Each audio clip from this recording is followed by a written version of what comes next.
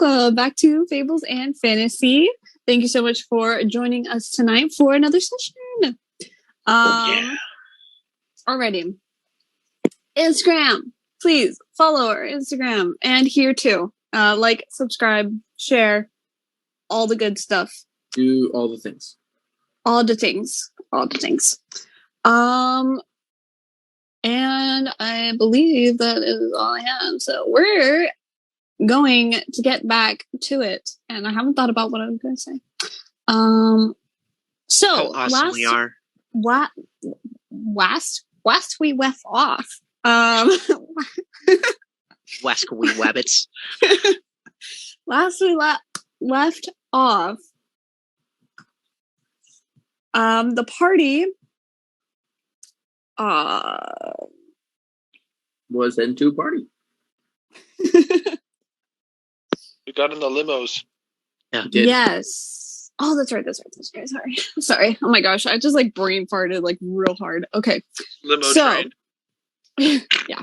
So the party got, or at least half of it. Jarren was off by himself with Adine.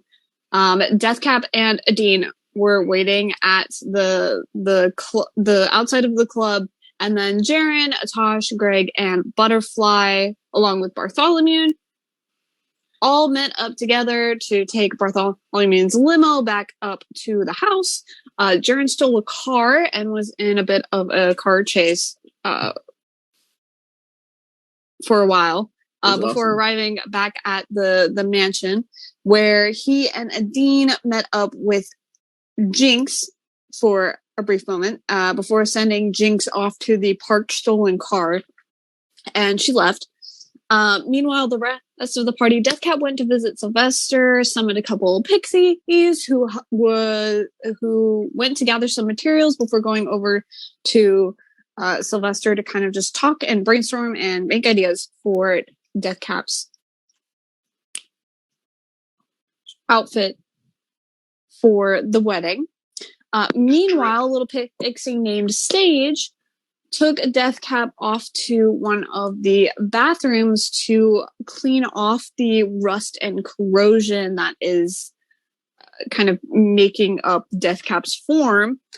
Gunky boy. While he was doing that, Deathcap contacted Daisha, and they kind of had a bit of an interaction. Some questions were answered, some were definitely not.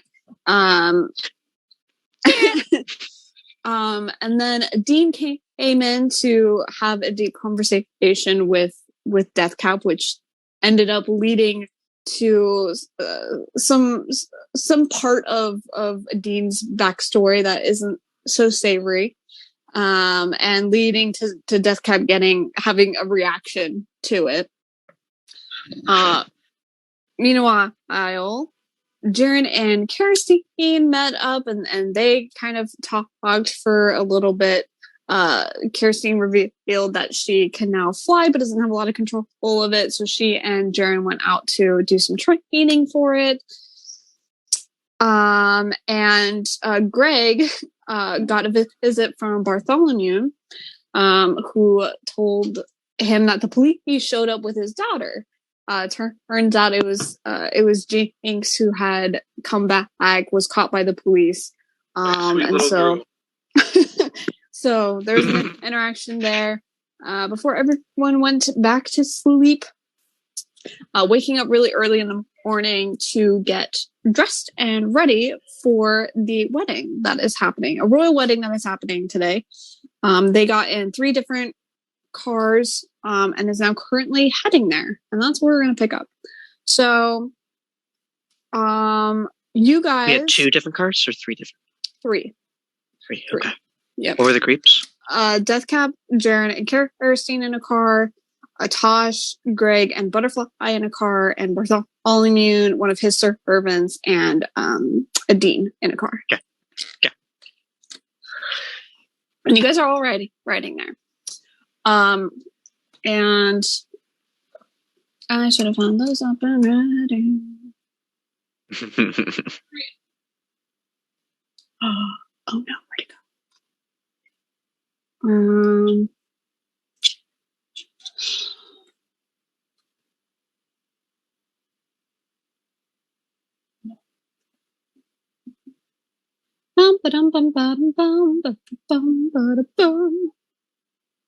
Okay, here we go. So it's about almost an hour drive to the palace. It's kind of downtown, and it takes up a huge portion of the city. And as you guys are kind of dropped off a little down on the street, so there's a little bit of walking, and you enter this huge gateway, and it's just these two large polished jade gates that are connected together between a massive, smoothly polished white granite wall that surrounds this entire building. At the front, there's a huge group of people, and there's currently 2 guards that are kind of checking everyone in. Everyone make a perception check for me. Duh. I got my passive perception, so an 18. Would I have advantage seeing through 2 sets of eyes to take in the scene? Sounds harder. I also have 2 brains. Okay. You can roll one for Greg and one for Tosh. Okay. So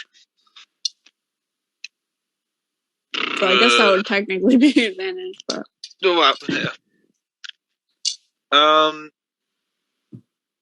Okay. What is? I'm losing it. Perception is wisdom. I'm not an idiot. Yes. I swear. Okay. I got 8 and 11. So. okay. Death Cap, what'd you get? Natural 20. Ooh, okay.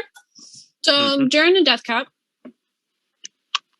you guys notice that as soon as people pass through the gates, there's this kind of glimmer off of them, and then various items on them glow. After walking a couple feet, it eventually subsides. They're also checking invitations and weapons at this gate. Every noble that's come with their partner and with their servant are currently being checked by the guards before going through this gate. But you see that various people, some of their like elaborate headgear glows, sometimes their whole dress glows. Magic. Sometimes there's like a ring or a couple accessories that glow. And yeah, just various items.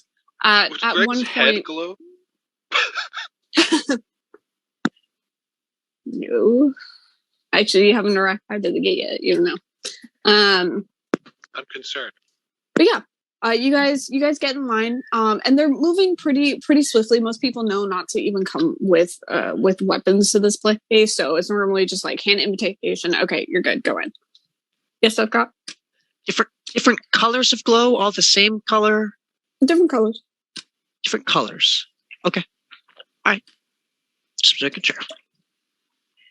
Do the guards stop anyone?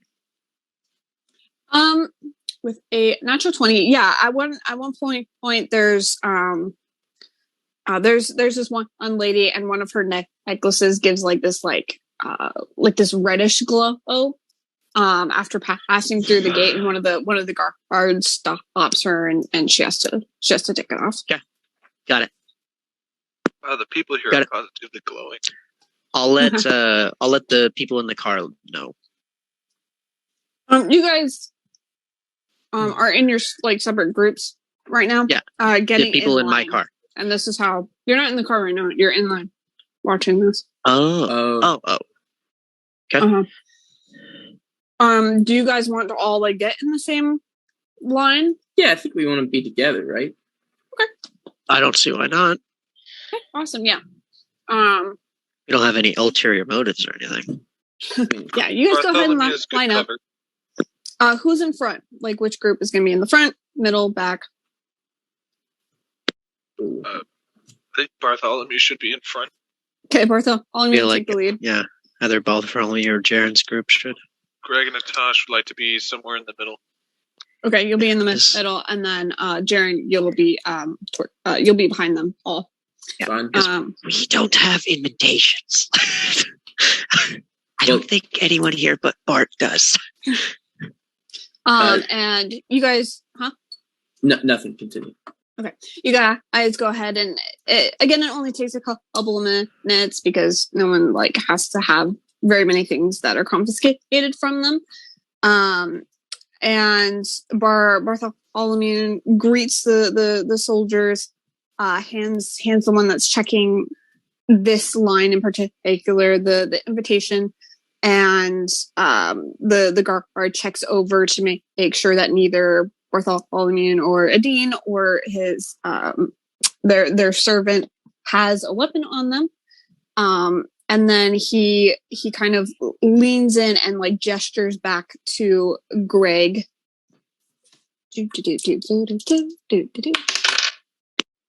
That's me. And you guys watch the guard kind of nod. And Bartholomew kind of just goes off to the side, not quite in through the gate, just waiting for you guys. And once you come up to him, Greg, Gardas, you got your ring signet, my lord? Yes, I do. I am wearing my signet ring today.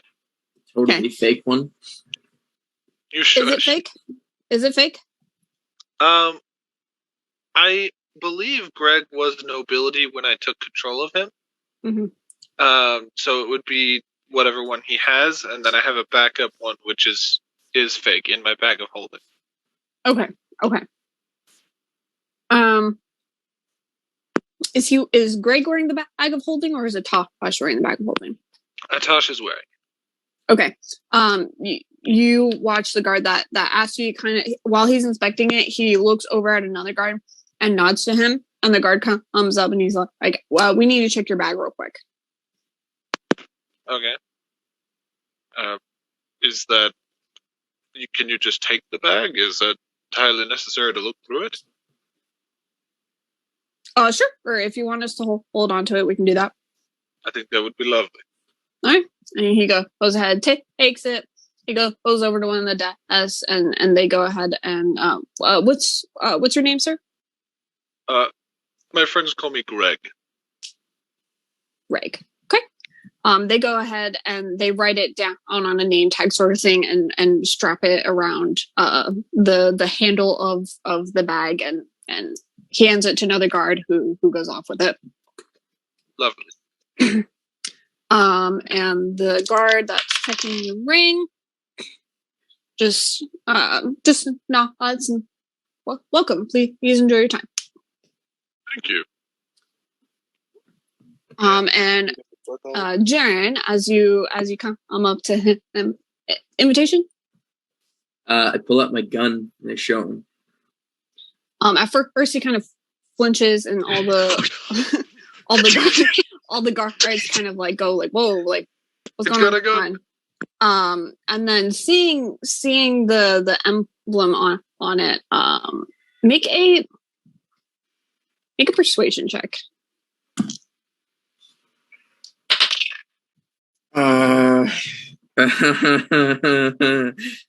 Please. Persuasion. Can Greg shout at him and give him 22. 22. 22. You wanted to give Bardic inspiration? Yeah, just gonna be like, hey, come on, hurry up. How much is your Bardic? I believe McKay, you play bards. What's a 10th level bard have for Bardic inspiration? Should be a D8. It's either a D8 or a D10. I think it's a D8. But we'll stick D8 for now. I'll look it up. I believe last time you used it was a D8. I used a D8. Okay, it's gonna be 29. 29. Okay, cool. Yeah. It's a D10. Oh. If it's 10th level, it's a D10. Okay. Yep. Cool. Right, it's gonna be a 32. Oh God. Okay. The DC was 5. All the guards simultaneously just go into a kneeling bow. And they go, your Highness, my apologies, sir. I was told that all of you had arrived yesterday. No, I'm a little late today. Had some other things to do, but I'm here now. So can you just let me through? Certainly. Would you like us to announce you? I look at Bartholomew. Was Bartholomew going to announce me, or should I get these guys to announce me? Do you look at Bartholomew? Yeah. You watch him just kind of. Yeah. It is Jarren Guru, 8th son. You you rolled a 30. I rolled a 30. He looks obviously like stunned and a little confused. Yes, Your Highness, and he goes over, whispers to another guard who goes and runs off, and the guard gestures you forward. Oh, madam, I need to check you for weapons, and he goes over to Kerstein, checks to make sure she doesn't have any weapons, and then does the same death cap, and then gestures for you guys to go through again. They don't touch me, do they? Huh? They don't check me or touch me, do they? Nope. Good. Nope. I forgot. Nope. I have Atasha's blow gun in my boot. Yeah. Yeah, that's why I made sure that you got through the door. You and your freaking 30. Anyway, you guys pass through. Your various magical items glow.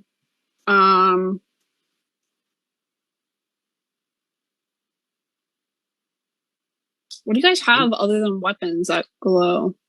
Jarren, your coat, your whole outfit glows. My outfit.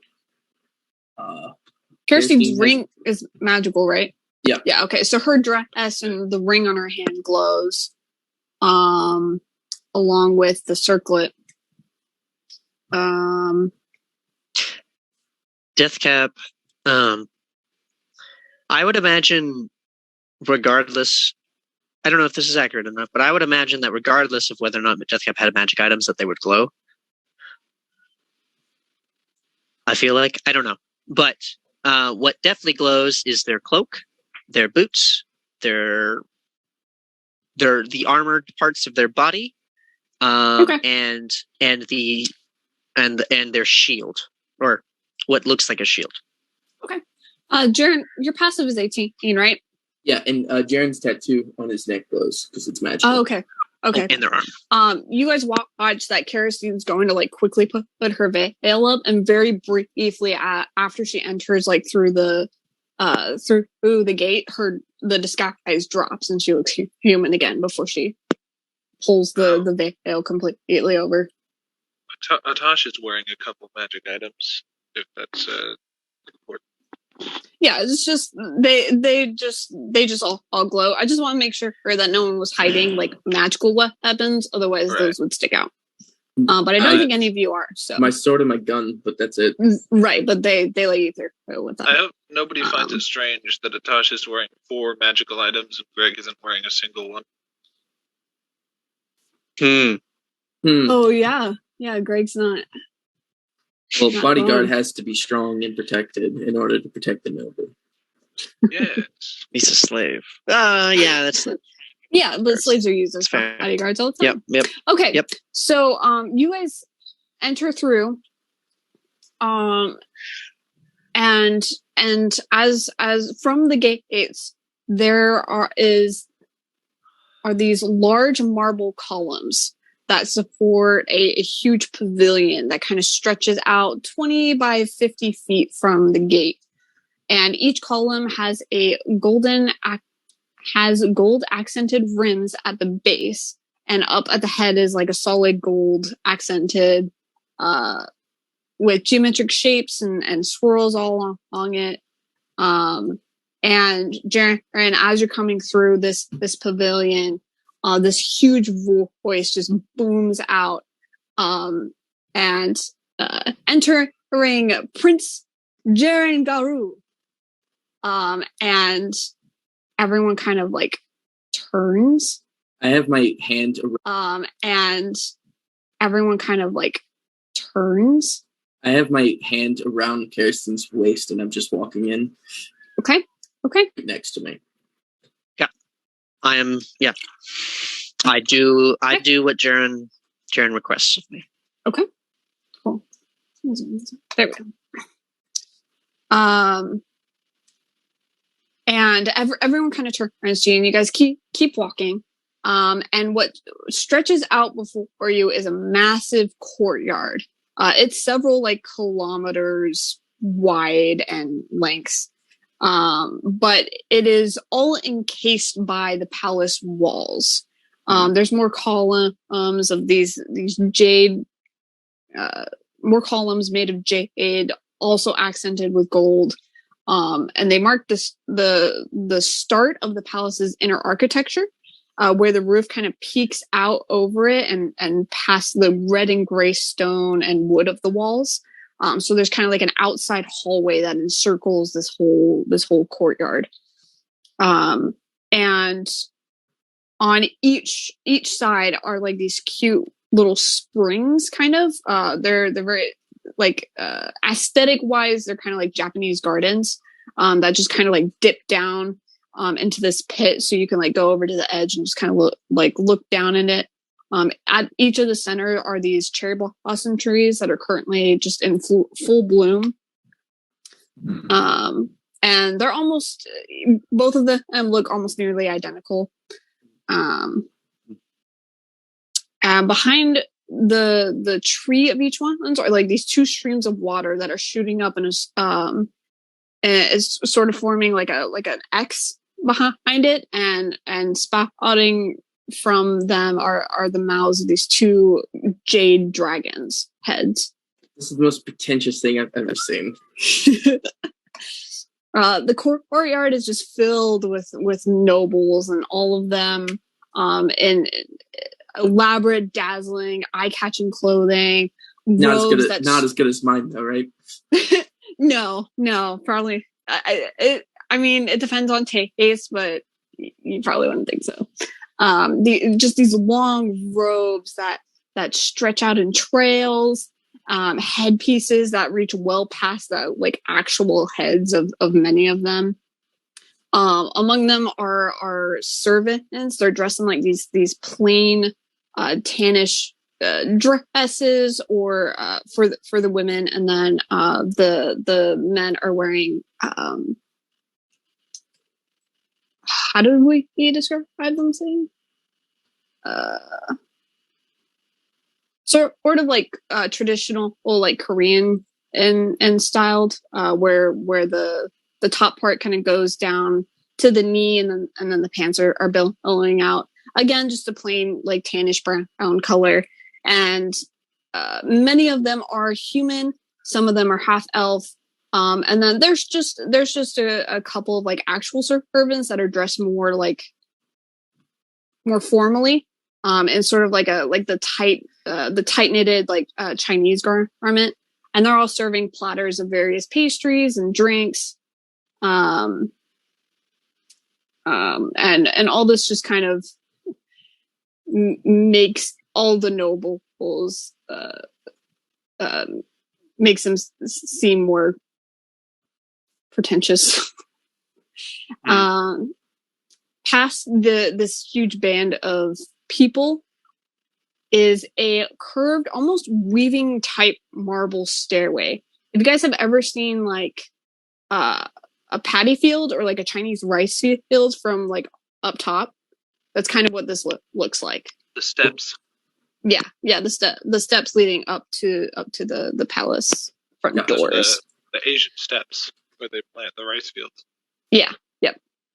And up at the top of this stairway is proudly and loudly the main entrance to the Imperial Palace, which has the architectural structure of a Japanese palace, just like the several tiers and the peaking ceilings, and magnificently represented with jade and gold stone, wood, and tapestries. And about midway up the stairs, there are these large, flat on the midway, there's like this really large flat portion, and centered there are two golden Zesu thrones. They're kind of like they're chairs with no legs, so they kind of like go on the ground, but they're like formed like thrones. Are they occupied? No, not currently. Okay. Tempted, but I'm not going to sit in it. And I'm gonna conjure Jarren, attack. you're getting a couple of looks, a couple of bows, and people are muttering, kind of being like, with your 18 as a catch, who's that? Like, I've never heard of a Jarren, and some of them are freaking out. They're like, oh my gosh, one of them is like here. They entered through the front entrance. I can't believe it. Mind your business. Warning.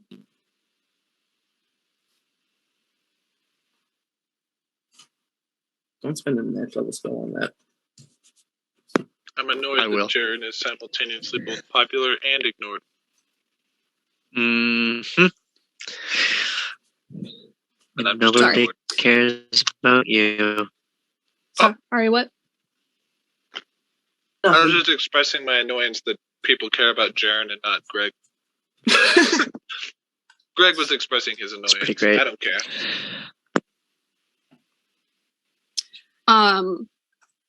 And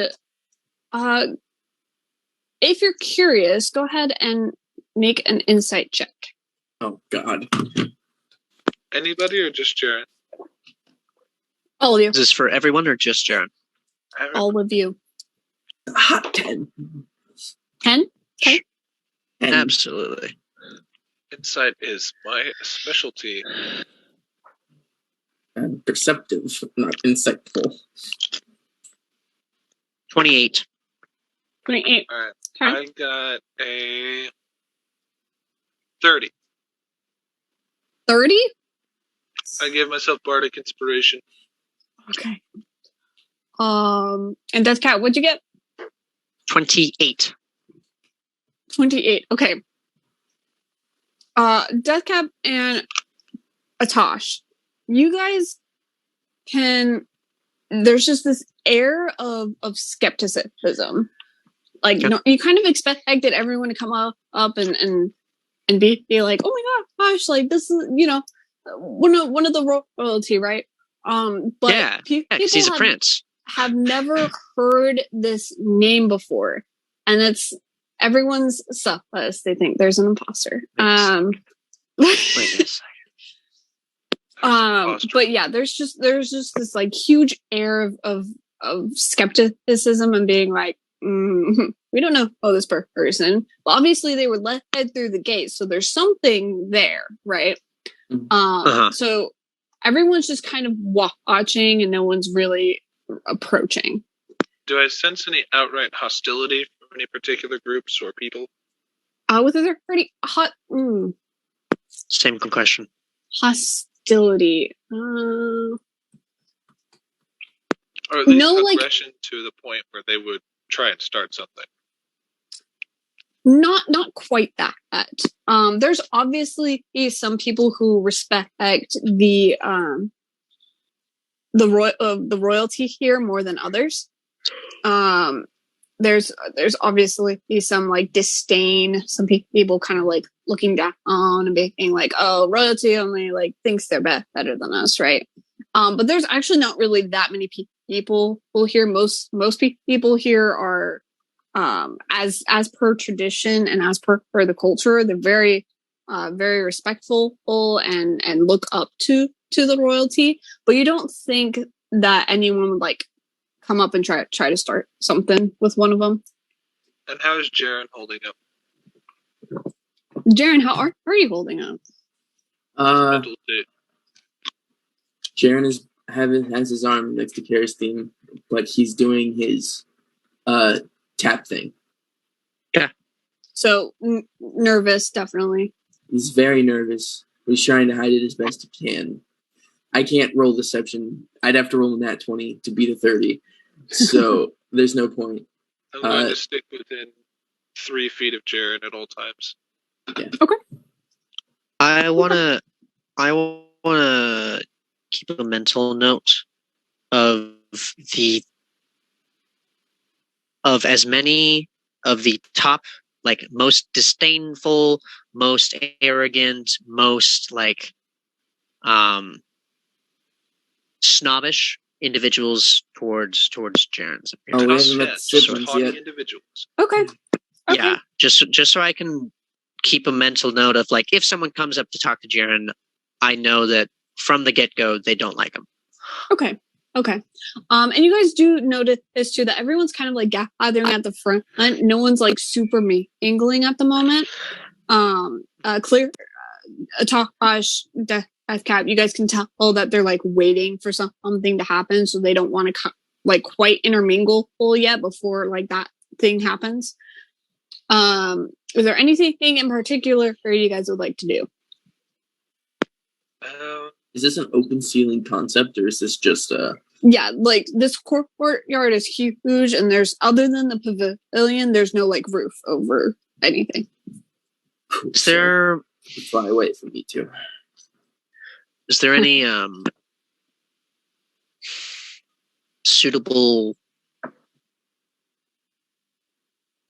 for lack of a better word, is there any suitable sniping positions? Like, there are places above us around the courtyard that there could be threats. I mean, like, anywhere, like the whole palace, there's a roof that encircles this whole courtyard. So I mean, it would be very difficult with a bow and arrow. Okay. And from the only gun that you are aware of currently, it would also be difficult with that too. Okay. To at least aim for anyone like in the center of this place, because it's really big. Okay. Does it look like a talented spellcaster would have a similar problem? Yes. Yeah. Okay. Yeah, they're just too far, or most spells would be out of reach. If everybody's kind of like, ooh, this announcement, like giving their various reactions to it, I would like Atash to very, like, with his hands inside of his cloak, send a message on his little wrist thing that just says "inside wedding." Okay. To the okay. To mommy. All right. You go ahead and send that. So after a few minutes of chatter, and there's some polite conversation, silence just falls as the doors open, and the emperor is announced. The Jade door is now having a better look at it as you're coming in closer. It is almost the whole door is engraved with the Empire's crest. And the Emperor, along with the Empress at his arm, come out. The Emperor is a tall, standing man. He's about 6'7", with skin so red it looks almost black. And it's cracked in various places amongst his showing skin. Through the cracks, you can see it glows with like a fiery orange and yellow. His hair is mid-length, loosely curled black hair, where the top part disperses into black smoke. So if it's down, so like the top part here disperses into smoke, and then the bottom of the underside glows, and it has a flow to it that looks like magma. His eyes, where white usually is, it glows like blazing orange. And pupilless yellow takes up his iris. He wears a burnt coffee-colored Juhito robe, which is heavily embroidered with gold. And the Empress is a 6'2" tall woman with dark salmon-colored skin. She has a heavy amount of rose on her cheeks. She's got matted crimson lips. Ew. There's a beauty mark just below her lower lip. Gross. Her eyes are that of burning coal. They're black with cracks of flaming orange and yellow. Sounds like fish. She wears a blood red junhito. I hope I'm saying that right. And it's trimmed with a burnt coffee colored fabric, but embroidered with gold in a similar taste to the emperor.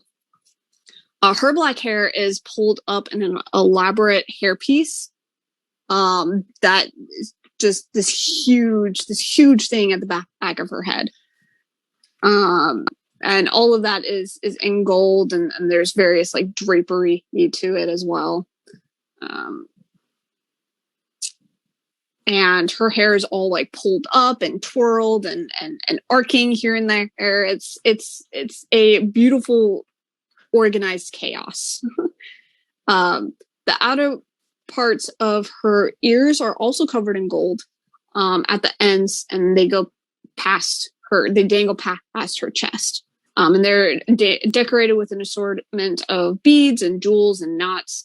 On her hands, every finger is covered in a gold claw-like rings, which elongate about 5 inches past her normal finger. Oh, okay. And soon after them, the newlyweds are announced. Alison Garu, the bride, is a deep rose-colored fire genasi. She comes out in a red silk long fei qua, which is a Chinese-styled wedding dress. It is patterned with dragons and phoenix designs that animate elegantly along the surface of her dress. There's a sheer-covered veil that hangs from the ornate gold coronet atop her head, and she has her arm linked to Prince Ukos, a towering 6'6" tall man with skin like ash.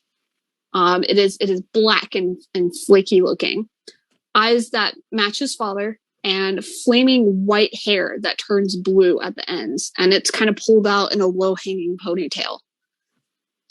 He wears a tight-fitted gold suit decorated with red designs, similar to his wife's, although their animation isn't quite as large. It's just kind of like shifting slightly, kind of like a GIF that only has 2 pictures. So like the character's going like this, right?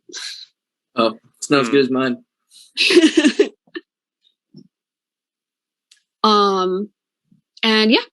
So they come out, and the emperor and the empress sit in the thrones that you saw earlier, kind of midway.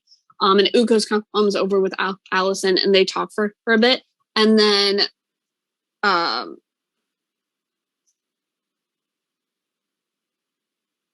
voices emit. Oh my gosh, as people start talking and then start mingling, and it gets much louder.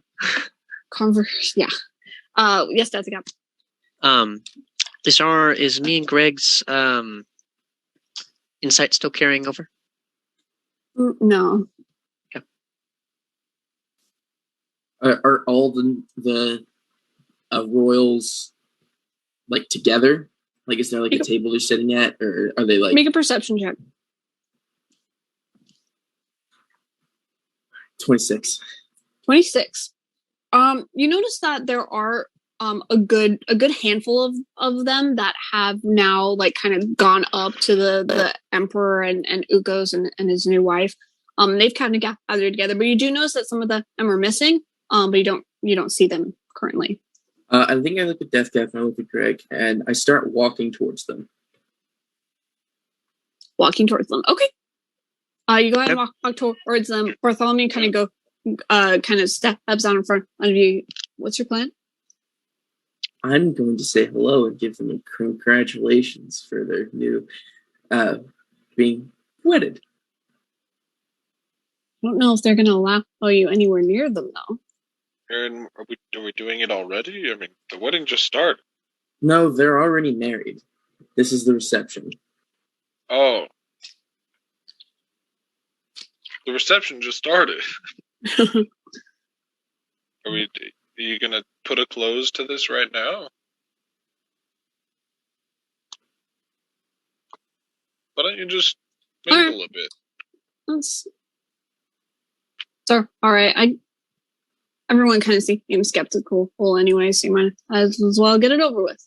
Don't embarrass me. He pats you on the side of the shoulder and kind of goes up on ahead. I'll go with you, Jared. I think I have my hand still around Karistine. If she doesn't want to go, that's fine. But I'm quietly, she hasn't said anything. She walks with you. Jarren, do I follow? Yes. I'm coming too. Can't get rid of me that easily. As you kind of weave your way through this huge cluster of people, avoiding trails of dresses and interconnecting servants and slaves. As you go closer, two of the guards kind of stationed a few stairs down for them. They go, "Oh, halt! What's your purpose?" I'm here to see the rest of my family. And as you kind of get their attention, you hear a scream. And Alison removes her veil.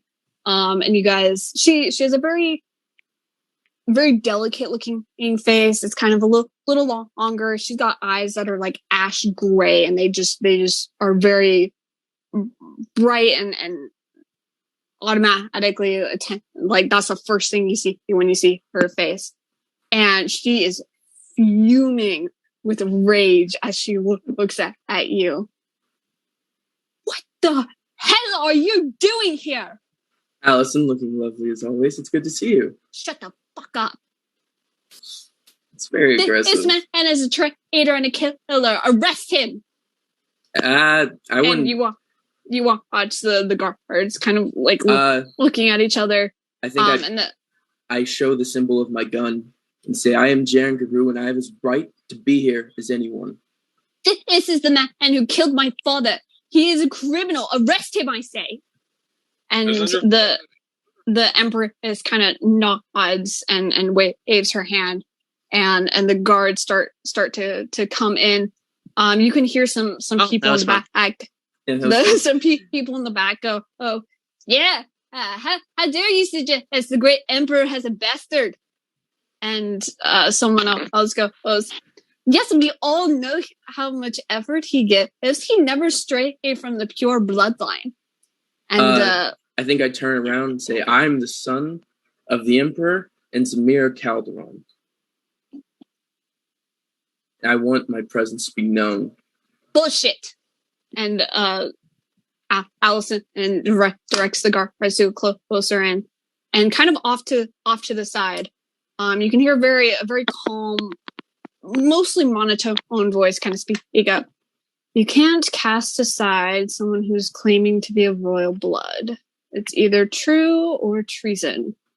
And everyone kind of looks off, and there's a fire genasi woman with rusty orange skin, decorated with markings.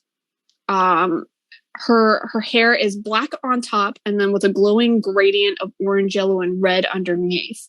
And it's currently tied up in a really tight bun with a single hairpin.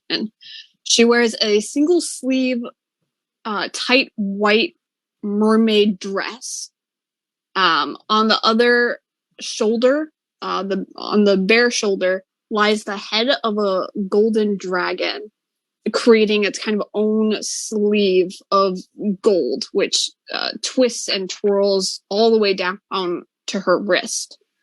And as she walks, she walks up to you guys. Some parts of her dress kind of shimmer with gold, and you can hear the Emperor speaks up, "Vea." And some other people in the back, I go, "It's true, Your Highnesses. Some of us here can speak for this man's character." Get off! And Vea kind of stops a few feet in front of you, Jarren, and just looking around, very confused. Just kind of stares at you for a second, and then takes a brief glance at the current people that are with you, and then she turns towards the Emperor. Well, don't you think, Father? And the Emperor nods. Indeed, Vea. And he looks at you, Jarren. I did name one of my sons that, but do you approve?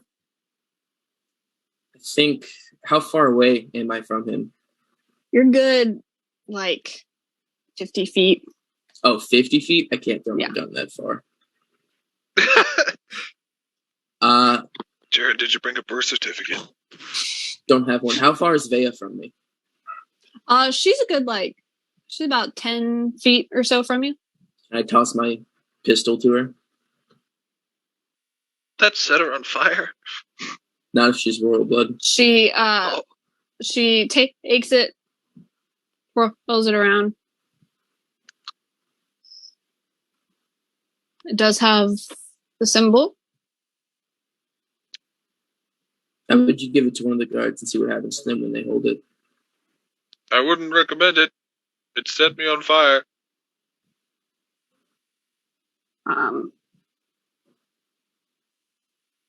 Can I? So not just anyone can use it? Only those of the royal bloodline. And Alison kind of pipes up. People can have weapons made so only they can use it. That doesn't prove anything. And the Emperor pipes up, and silence falls over the crowd as he goes, true. And you watch Alison's face kind of goes in this haughty sneer at you, Jarren, as the guards just slowly but surely keep creeping closer. And the Emperor continues, but not one that only myself and my children can use.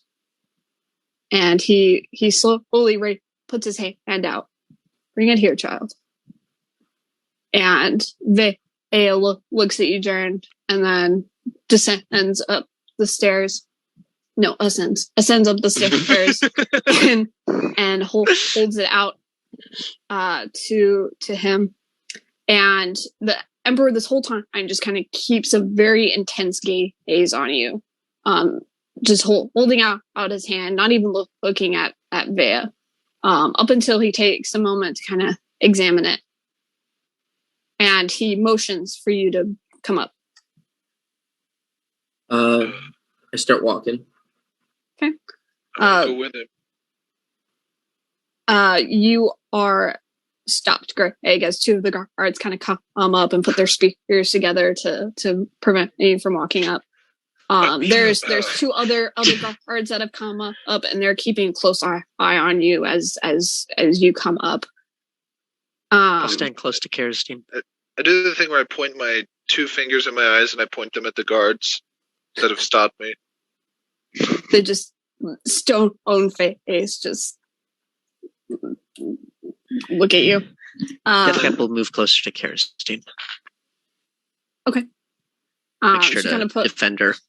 She kind of puts a hand on your arm, Death Cap. Aw, it's what's your not slimy. passive? Mine, 19. 19. You can see that she's shaking a bit and just kind of grips onto your arm. Jarren never gave me my blow dart. I'll reach my hand up, pat her hand. Okay. Jarren, as you come up, everyone's just keeping this just watching you. The guards are being careful. Alison looks like she could throw something at any second. The Empress is glaring at between the Emperor and Vea and you. But the Emperor just very calmly just keeps a very gentle, though still intense look at you as you come up. And he's holding the gun in between his fingers. I'd recognize this anywhere. And he's just looking at you, and a small smile just comes across his face. Took me a year to get it just right. and he raises it and shoots up into the air. A couple people startle. You hear a few like, or and some people as just this loud bang rings out through the courtyard. Does a bird fall down? No. And he hands it to Vea. Try it. And Vea takes it and tries shooting up in the air, and it just goes ting, ting. And nothing comes out from it. And the Emperor motions his head to you, Jarren. Shoot it. And Vea kind of looks at him and then holds out the gun to you. I grab it, I do the spin thing, and then I shoot it in the air. Bang! Rings out again throughout the courtyard. And the Emperor just leans back calmly in his throne. That settles it. Welcome home, kiddo. Oh. Jared's keeping full composure, but he's like crying on the inside. I'll roll a deception check. Okay. A 20. 20. Okay. The Emperor just kind of smiles, and the Emperor just pipes up. If you're done stealing the spotlight, would you mind giving it back to the bride and groom? Of course. I didn't mean to steal the spotlight. I just felt I was invited. After all, she was my first love. And I look at Alison. She is like clenched teeth, sort of like grinding them in her mouth, and you can hear it. Her fists are clenched. I'm sure her groom is super attractive right now. How's Ugo's doing right now? Like wow, this is a lot of red flags. Greg just chortles really loudly and covers his mouth. You make an insight. Oh God. Can I make a perception check? Come on, Jarren. Come on, Jarren. Like a what? You got Perception check instead? No. Don't even need it. No. I rolled a nat 20. Yes! Nat 20. Okay. Ugo seems like well composed. Like for first glance, this guy he looks very calm. And he just puts an arm around Alison's shoulder and kind of like whispers something to her. But you can tell that he is obviously not happy about what just happened, what transpired right now.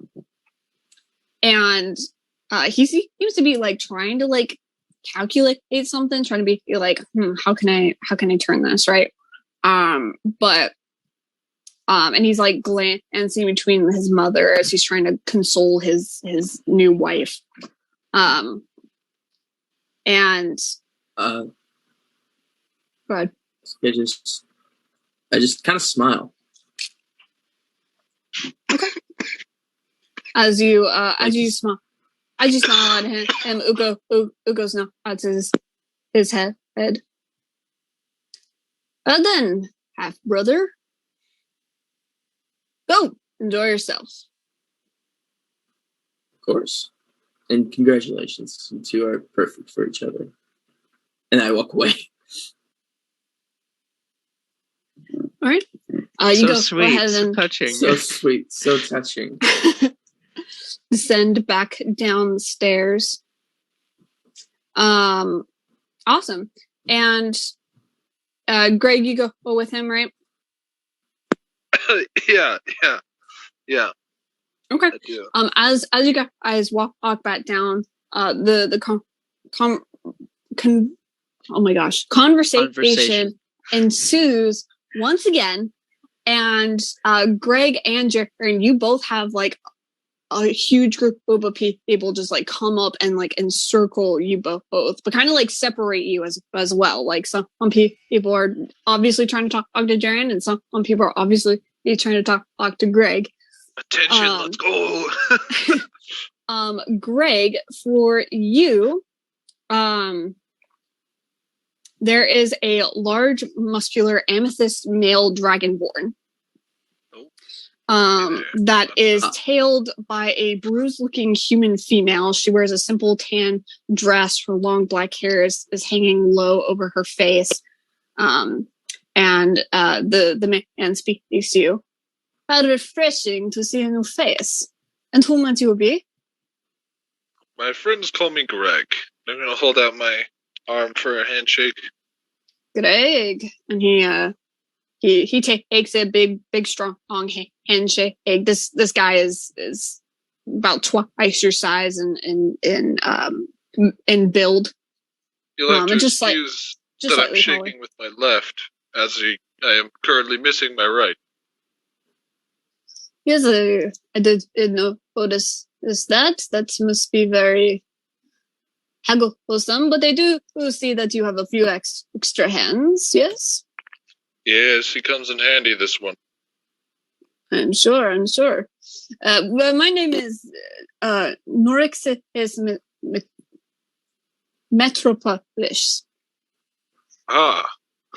And he will do my best to match your pronunciation. All right, this is a complete name. And he kind of gestures around to the others, and you see this tall, slim, elvish woman. She's got magnificent eye makeup that match her light blue mermaid cut dress, and perfectly cut diamond-shaped crystals take up the entire bottom of it. And closely accompanying her is a gaunt-looking satyr man. He's got the bottom half of a Komori goat. He's clearly much older. You can see the age around his very narrow jade green eyes. And behind them stands a tall, well-toned human female, dressed in gold chains and like belly dancer type clothing. Salusa Prakasha, the woman says. She holds out like this delicate hand to you to take. I will take her hand, give a little short dip as I kiss the top of her hand and go, lady. This here is my husband, Nolos Prakasha. And the satyr man and kind of just nods his head to you. Give a little bow. And sorry. It's wonderful to meet you. The pleasure is mine. And a very pompous-looking fire genasi male and female with large billowing cloaks and pants of assorted colors and jewels. Each of them have two humans at their sides. And the man goes, Burnos here. What a specimen you've got there. And the female goes, indeed, what do you use him for? Oh, this old thing? Grab Tosh by the top of the head and shake his head around. Oh, he's useful for all kinds of things. He carries stuff, he holds my bags, he's also good if I need a few extra hands in some tight spaces, you know what I'm saying? But where did you buy him from? I found him off the shores of a faraway land. He seemed to have been brought over by ship from, well, the sailors didn't want to tell me. You didn't find him at a market then? Oh, that's too bad. We were thinking of getting another one ourselves. They are hard to come by these days. Only if you don't know where to look. Excellent point. And I assume, judging by your fine specimens there, that you do know where to look. But of course. We have connections in lots of places, but there's a woman here that even runs one. Oh, really? Mm-hmm. I would love to meet this fine young lady. I don't know where she went, and kind of look around, and as they do, there's another fire genasi man. He's wearing a well-made but much more tamed formal suit than the rest of everyone else.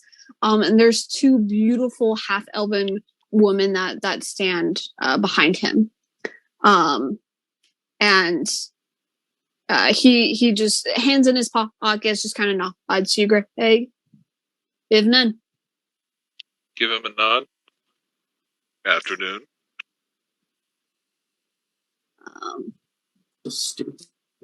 And while that's happening, Jarren, as you are bombarded with people around you, and circling, you can see there's an Urchinasi male. He looks to be made entirely of moonstone, with polished opal for hair, which is slicked back and dressed in an elaborate pastel green and gold robe, which billows at the bottom, and is currently being picked up by a small human girl whenever he walks. Good evening, Your Highness. My name is Sir Moonstone Highlight, the heir to the Moonstone Jewelers. I hope to get to know you in the future. And he reaches out a hand to you. Yes, I'd love to get to know you. I think you might know my friend. I kind of point at Bartholomew. No him, no. Oh, but yes, we do very small business together.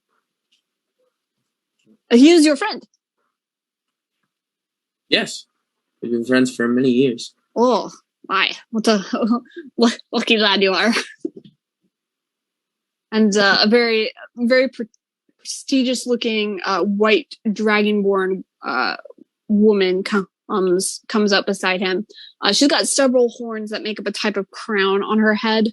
Their long, white, flowing hair goes down to her knees. There's several gems and steel ringlets that decorate along the hair and her horns. She wears a sleeveless lavender magenta dress that has a sheer cape attached to the back of it that just barely touches the ground. She's got a very intense blizzard blue eyes that slits in them. And has one hand around the arm of Alvis Freeman.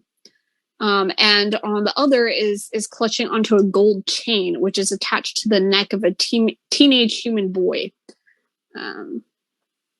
who is also well dressed. He's got very dark skin, short, intensely coiled black hair that's got kind of like a tannish top to it. Pleased to make your acquaintance, Your Highness. I am Camilla Snare, proprietor to the Steel Traders and Scumbit. Very nice to meet you. Alvis Freeman's the scientist, right? Yep, and she kind of holds out a hand to you. I said, it's very nice to meet you, but I say it in Draconic, and I kiss her hand.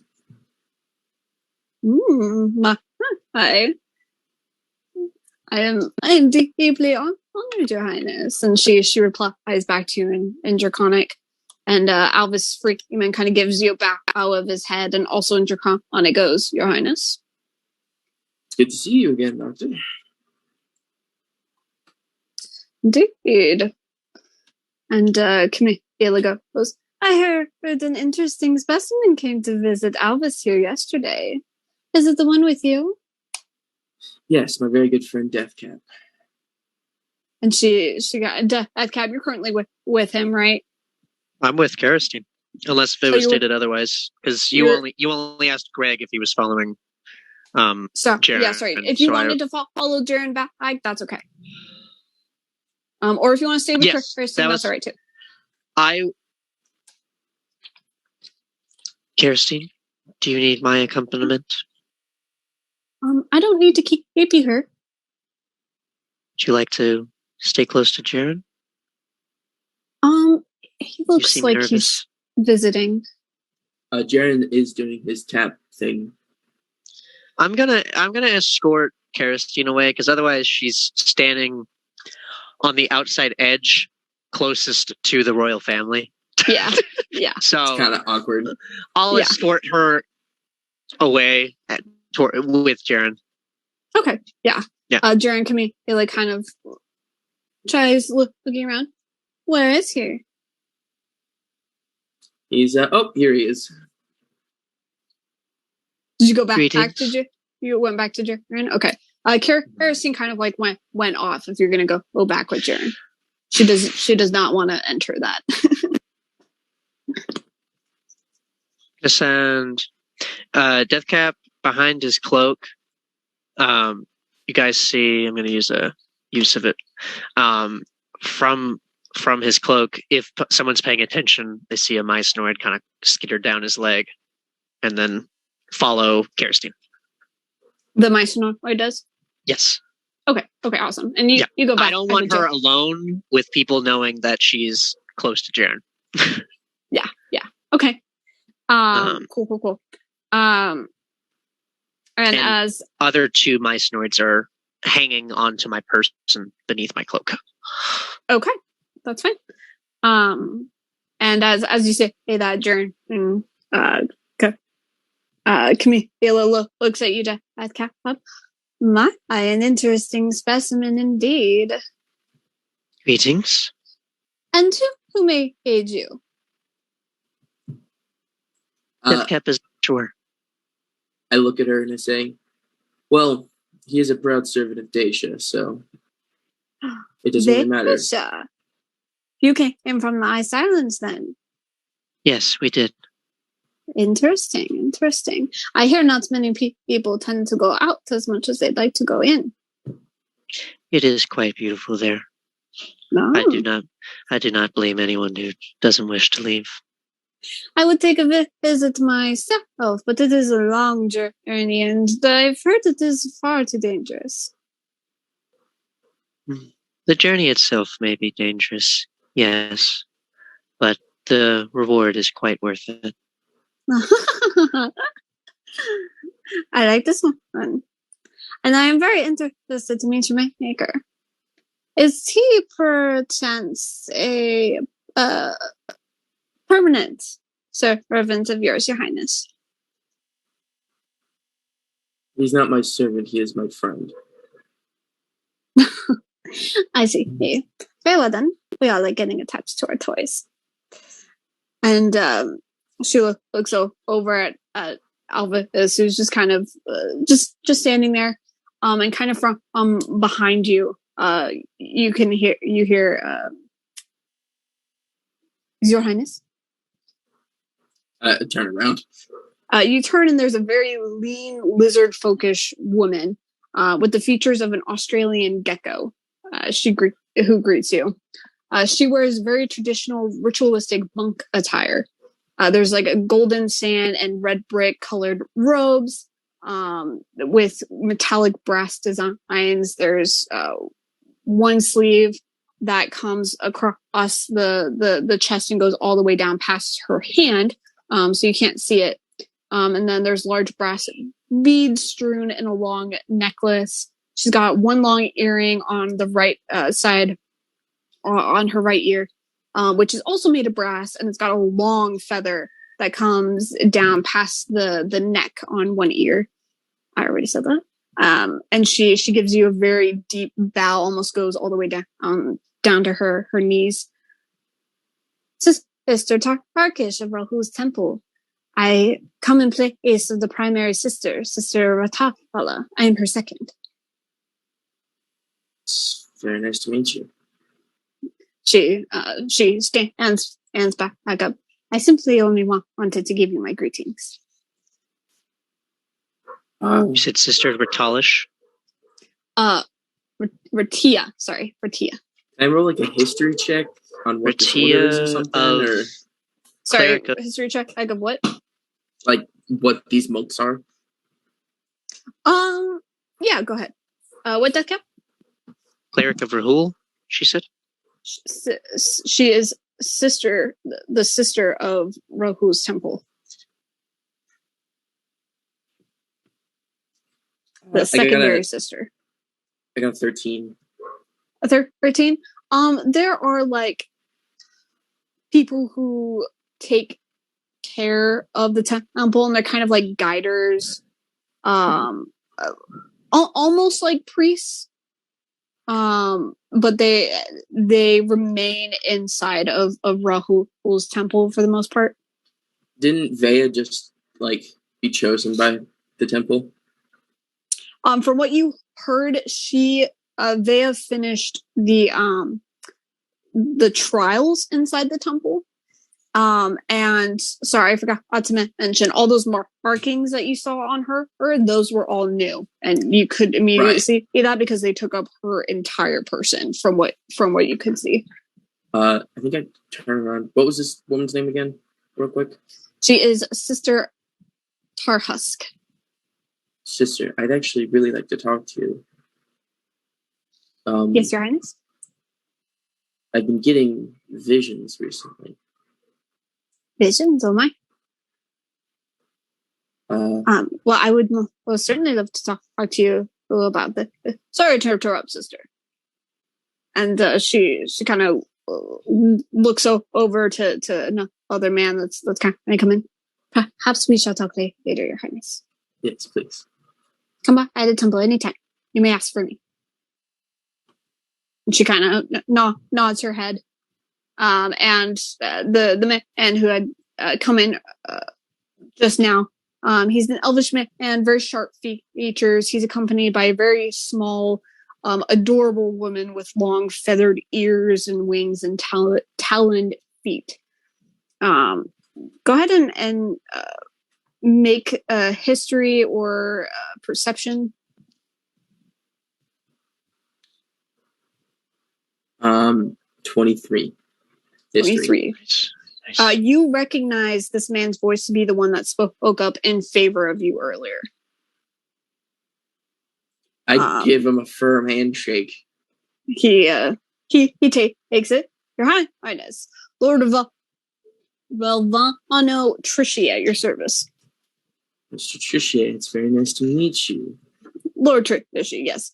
And he leans in close, so he's kind of whispering in your ear. Luckily, Forrest contacted us when he did. I look forward to working with you in the future. And he leans back away from you. I won't take up much of your time. I just wanted to give you this. And he hands you a card.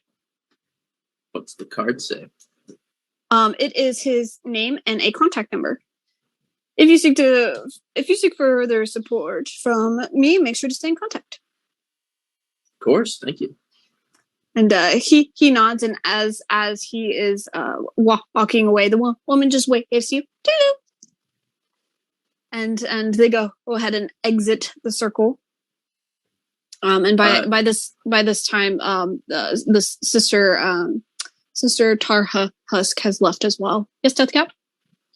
Has anyone that's come up to talk to him been one of the Pearsons? No. Who was? Okay. No. Okay. Can I try to leave and find Kerstein? Like, can I leave these people talking to me? Sure. As you're trying to go, Camilla kind of comes up to you. What a wonderful idea! This is certainly not a place to talk much business with you. And she yanks on the boy's chain, who digs into her purse and pulls out 2 cards, and she holds them out to you. This is both mine and Elvis's card. I take the cards. What does her card say? Her card, again, it's just her name and a contact number. But her though it does also say Camilla. The title is Camilla Snare, proprietor to Steel Traders and Scumbit. What are those? Can I roll a haste? Like, what are those Go 2 ahead. things? Go ahead. It's 17. 17. Steel Traders is a large. They're both slave trades, basically. One is for Warforged, the other is for humans and half elves. I say thank you very much, and I turn around, like I be nice. I turn around, and as I'm walking away, I keep Elvis's card. Okay. But as I'm walking, I produce flame and burn the card. Okay. Hey. Do I notice this? Are you 19 trying to passive. hide it? I'm not being like super obvious about it. Like Okay. I am his hip height. Yeah. If you're sticking close to him, then That is assumed. yeah, you do notice. Okay. And stepping in front of you, is a fire genasi man. He's got dark gray skin, short dreadlock hair with every tip burning with embers, kind of pushed over to one side. It's kind of styled up, and there's a golden headband around his forehead, and there's a formal navy blue coat, gold chains that hang from it. His eyes are black with glowing yellow and orange for irises and pupils. And he holds out a hand to you. Lord Ingo, Your Highness. shake it. It's very nice to meet you. Oh.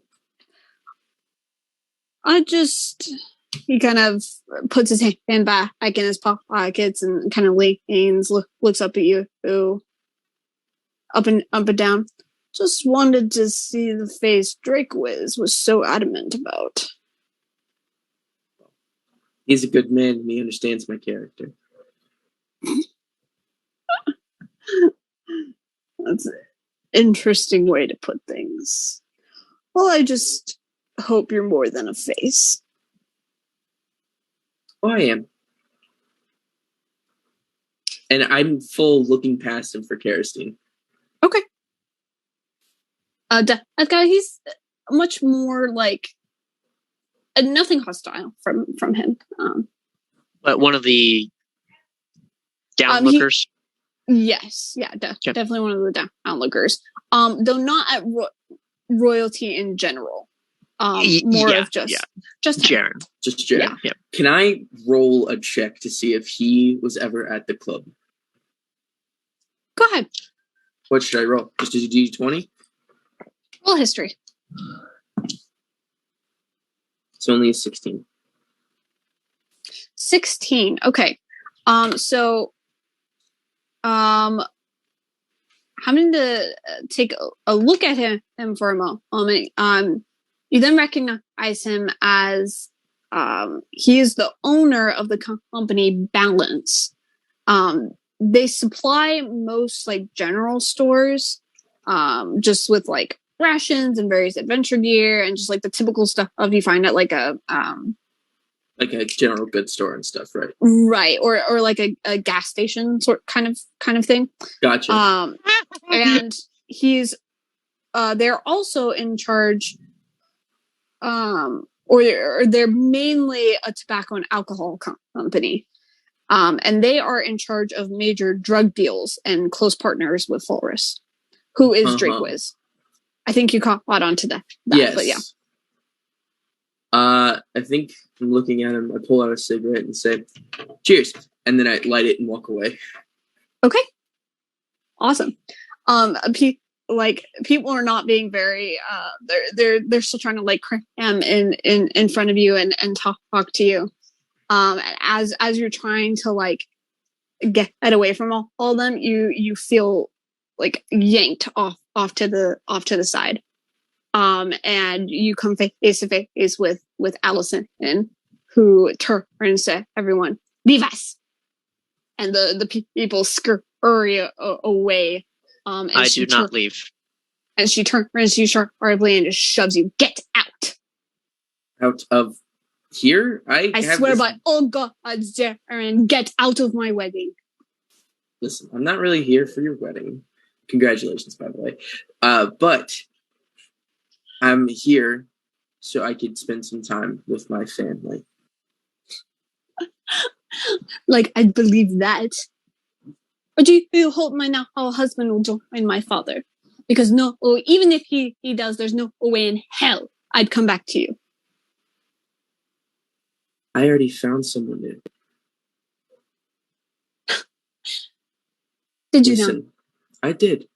And She here's the looks thing. around. She looks around and then heads off. And you watch as she approaches Karastine. I grab her wrist.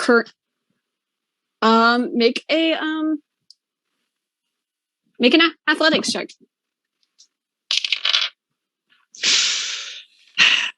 It's only a 25. 25? Not 20.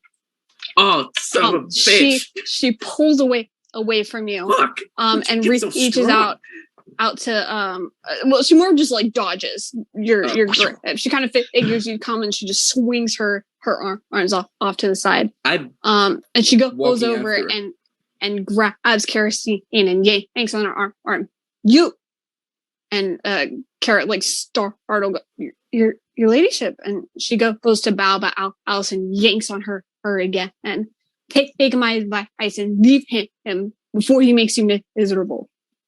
I think, and like, there's still people around, right? Yep. I yell, "Don't touch her!" Shut up, half-breed bastard! And Carrot like goes to try to pull away. But Alison just keeps a tight grip on her. He will take everything away from you as long as he gets what he wants. Trust me. Has he already hurt you? Is that why you have your face covered? And like still like eventually like twist her arm out of Alison's grasp. No, ma'am. And she goes like pull a step away, and Alison goes, no, let's see. And she rips off the face covering. And Kara looks bewildered. But you can see elvish features on her, where she's got her ears on. Alison, you made quite a scene at your wedding. And she,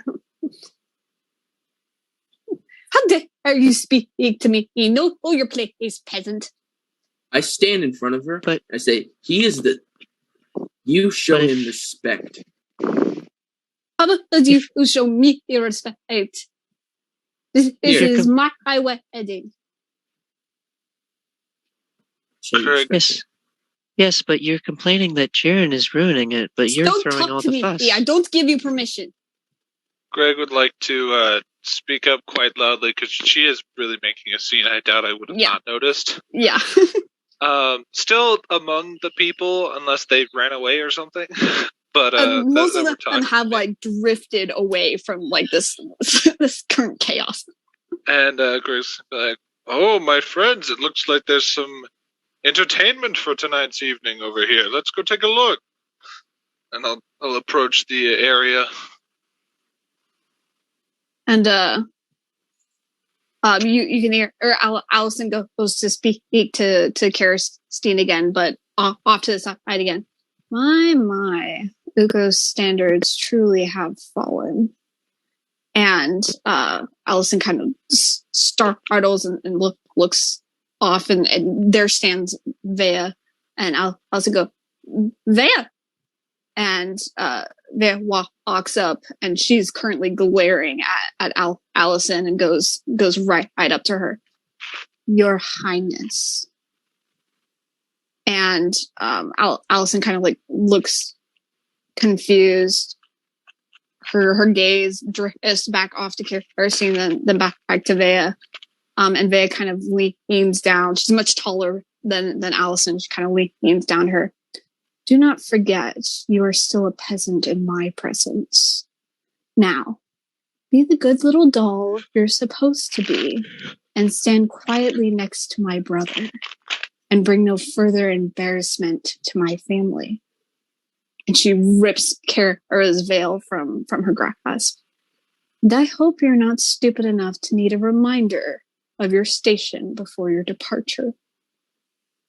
And Alison kind of looks between Karastine again before doing a deep curtsy before and after she starts to head off, clearly very embarrassed, and the rest of the nobles drift away away from her as she goes back up to where most of the other royals are currently gathered.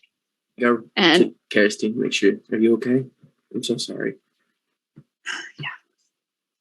And Vea just turns to Kara, who gives a very deep bow, keeping her head down. Rise. And Vea holds out her veil to her, and Kara takes it. I'm deeply honored, Your Highness, and goes to put it back up in her hair. And you watch Vea kind of smiles at her and then turns to you, Jarren. Seems growing up on the streets has made you inept to command to those below you. Brother, it's a man's honor to be able to protect his lady.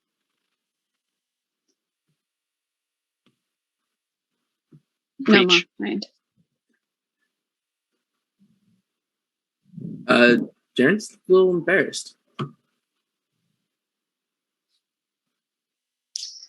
And Vea kind of pats your shoulder, just a quick, two quick big pats.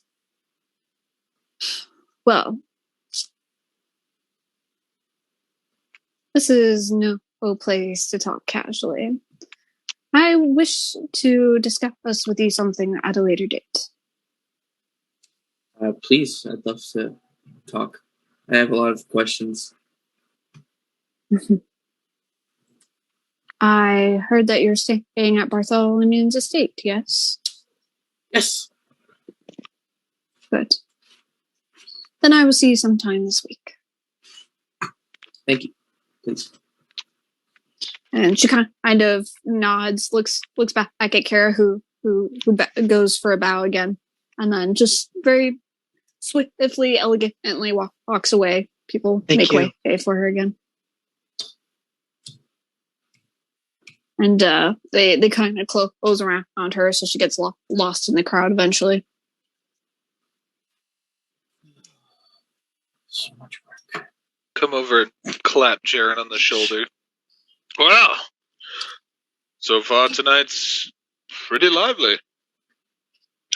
Yeah, that's what happens when you go to your ex-fiancé's wedding.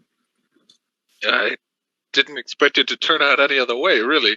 Are you alright, Kerstin? I'm okay at this point. She's put her veil back over her head. That was surprising. No doubt. Well, you two have fun. If you need me, you know where to find... Well, no, you won't know where to find me, but I'll be around. Just holler. Cause another scene. Those are fun.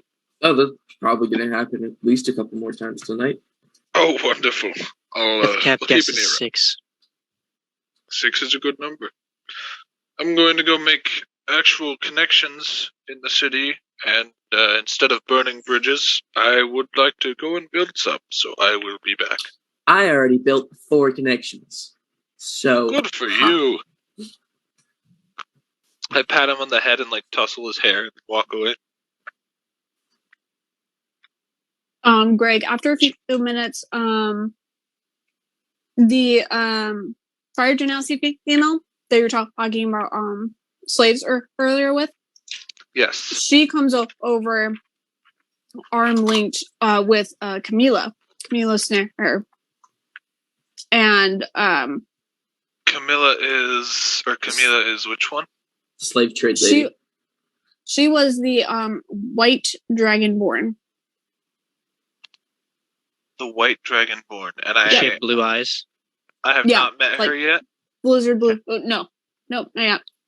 Okay. She's got several horns that create kind of like a crown on top of her head. They're decorated with steel and jewels, along with her really long white hair. Okay. And the female goes, this was the fine young lady that I told you about earlier. Oh, yeah. This is Greg. he has a fine little specimen with him, and we talked about connections, and of course I thought of you.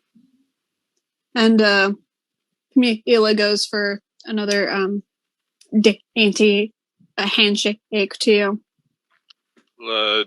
Kiss the top of her hand and give a little dip. It's a pleasure to meet the woman with such fine connections. I do love someone who knows how to flatter. Well, Greg, was it? Yes, indeed. I just heard that you were looking for connections. What can I do for you? Oh, I was wondering if you'd seen any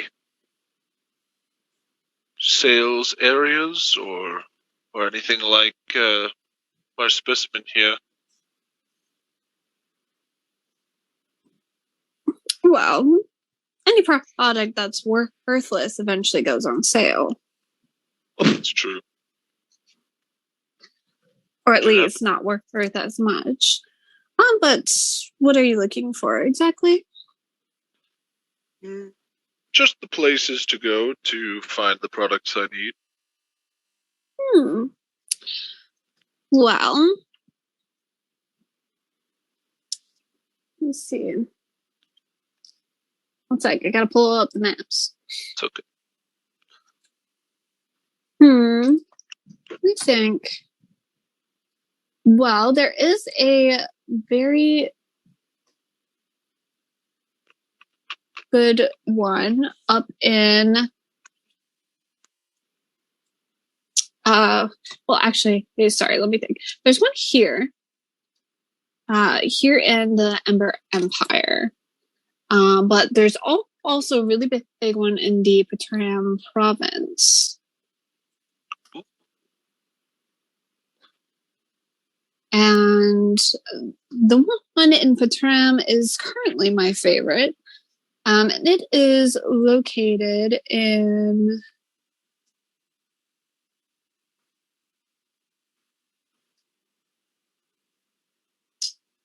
gosh dang it. Sorry. Oh my goodness, I can't find it. Where is it? Sorry, it gives me time to write things in my notebook. Right. I have so many notes.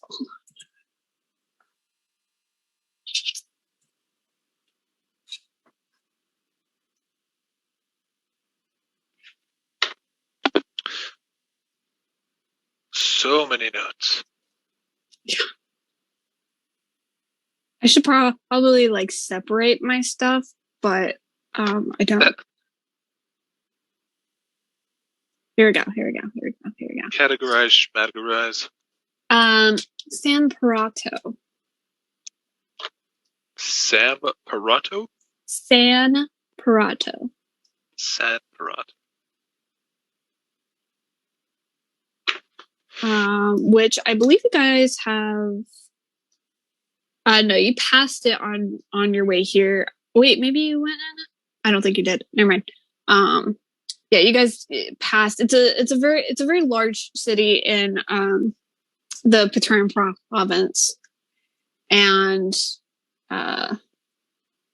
Camilla kind of yanks on the chain of the boy that's accompanying her, and he digs into her purse and pulls out a card and hands it to you. Oh, there's a card. Also a good one in Desiree. There's a bit of a smaller one, less bulk, and I don't think as good of products in Flair, but you can certainly check it out. However, this is my card here. It's got a, you can contact me if you run into any problems, or if you wish to do any business in the future. I'm sure you will be receiving a call from me. Well, wonderful.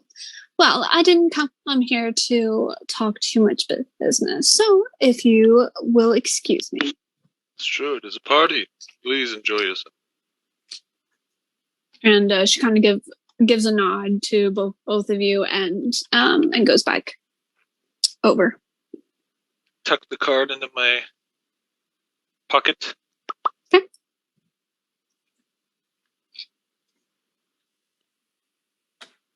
Awesome. Anything else you guys would like to do? Have one of them fancy kebabs. Sure. Yeah, there's servants and slaves handing stuff out on platters, so I'm very interested in the Fire Genasi man with the two half-elves. Two Okay. half-elf women who just kind of nodded at me. Mm-hmm.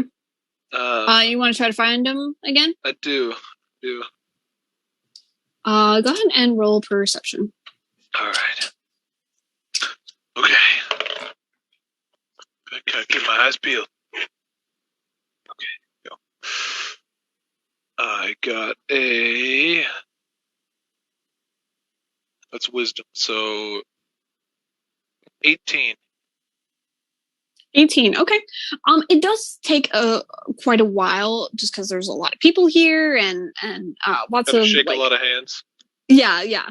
So as you kind of make your way through, more people like come up and like try to introduce themselves to you, try to make small conversation.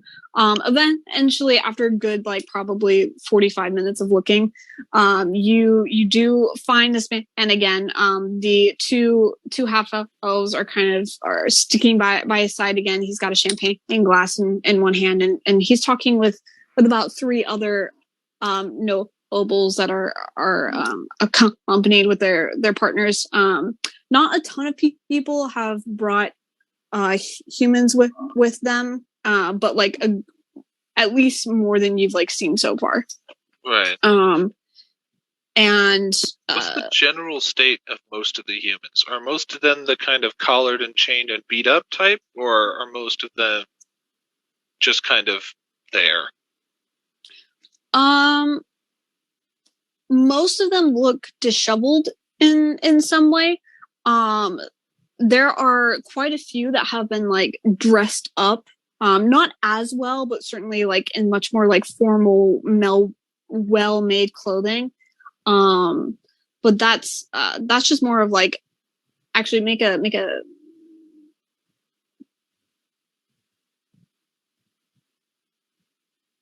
No, never mind. That's more just a show of like, hey, I'm wealthy enough to dress up my property, you know. Right. And whereas some of them are wearing like the ragged like tan dress or clothing with like some kind of mark on them. I'd like to observe this guy and his half elves to get kind of his general temperament, how he's carrying himself, and if I could try and intuit whether the half elves are meant to be slaves or bodyguards or attendants or something. Oh, okay. Go ahead and make an insight. All right. Yeah. I will give myself a bardic inspiration. All right, so that's gonna be a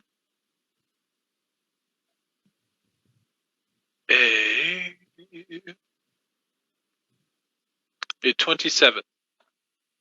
27. That's pretty damn good. Okay. As far as his temperament, the way that this guy carries himself is very confident, but not in a very like arrogant manner. He doesn't look like he's easy to piss off. But at least from like just the occasional like kind of like flash of a look that you can see in his eyes, he's definitely not someone you would want to. Right.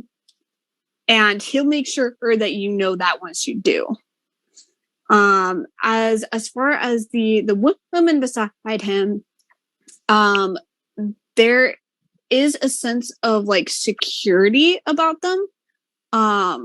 They are, at least most of the other humans and other slaves here, you can tell that they're all kind of like their shoulders are slumped, or they keep their head down. or they're very careful with the way that they're interacting with everyone and everything. These two women are like full out like looking people in the eye, and they're like they're laughing and giggling. Occasionally they'll like talk to themselves, and they don't appear to be in bad condition. They don't have a bruise or a scratch on them that you can see. They look closer to party goers rather than property. With a perception, they from a combination of the way that they're dressed and the way that they kind of are like interacting and the aura, the vibe that they're giving off, they're a combination of probably sex slaves and bodyguards. So there's but they're not armed, and they don't appear to be built, so they're likely magical.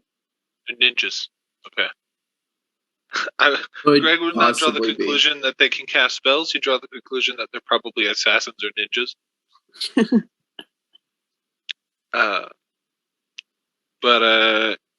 Yeah. I'll wait for a moment when he's kind of finished talking with the people he's talking to, or steps away to take a break when I can catch him. Okay.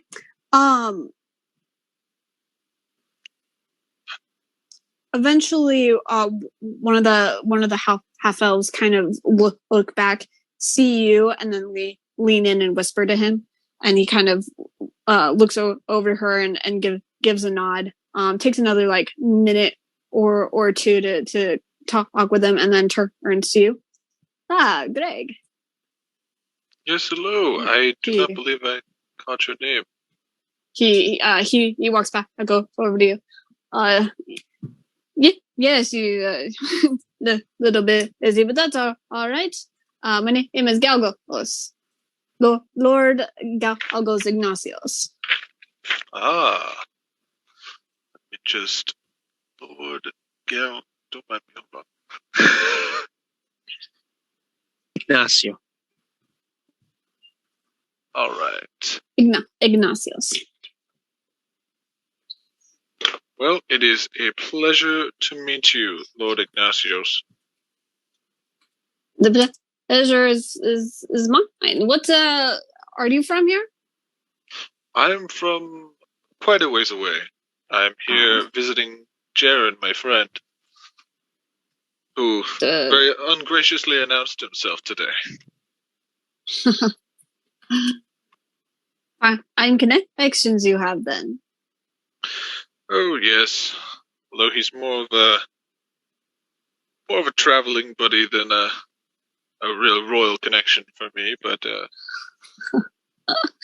I'm sure there are lots of people here who wish they could say the same. Oh, after traveling with him, they might not. Well, once you're around somebody so much, eventually they get on your nerves, no? This is true. Very true. Well, wonderful. How long do you plan on staying here? Or are you doing business at all? I was thinking I might look for some business. I'm currently staying at Bartholomew's place. Bartholomew. My.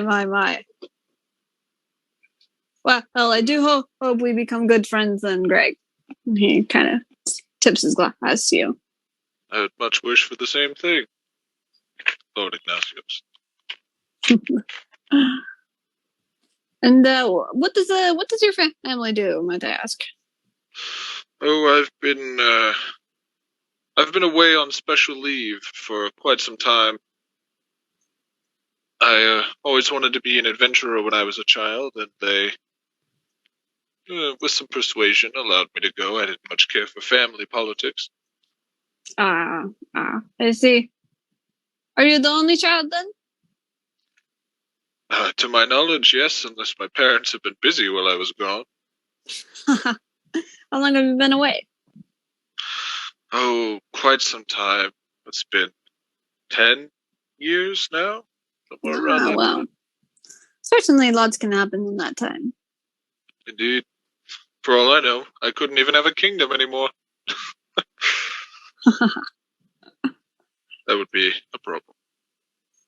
How long do you plan on doing this adventuring of yours?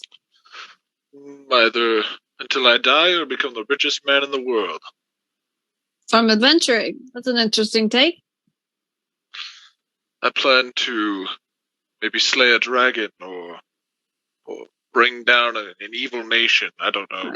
Certainly hope not. The evil nation, sure. Right.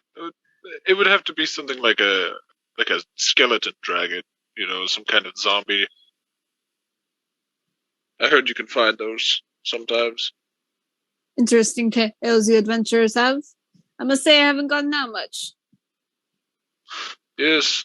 Although I can definitely see the benefits of being in this city. There's a lot more technology here than the rest of the world. It's your first time here then? It is. Well, it is certainly a sight to see for those in the Patram, I'm sure. Much so. Very much so. Well, wonderful. I do actually own several properties downtown. There's a huge park in Center Square. You should check it out. I think I will. That sounds lovely. I'm sure it will give you a sight that you province dwellers have never seen. I very much agreed with you. You have some fine beauties at your side there. But thank you. I do. I'm proud of my keen eye. Yes. Would you happen to know where I might clearly not be able to acquire any better, but something similar? These ladies? I found them down in Desiree, actually. Desiree. Along the coast. Yes. I was going out to sea for some adventuring of my own and came across the market there. Met Camilla. So, and yes, they have a decent assortment, I must say. Although they were nothing but street rats when I found them. Now look at them. Yes, you've really honed them into the gems they are. Indeed.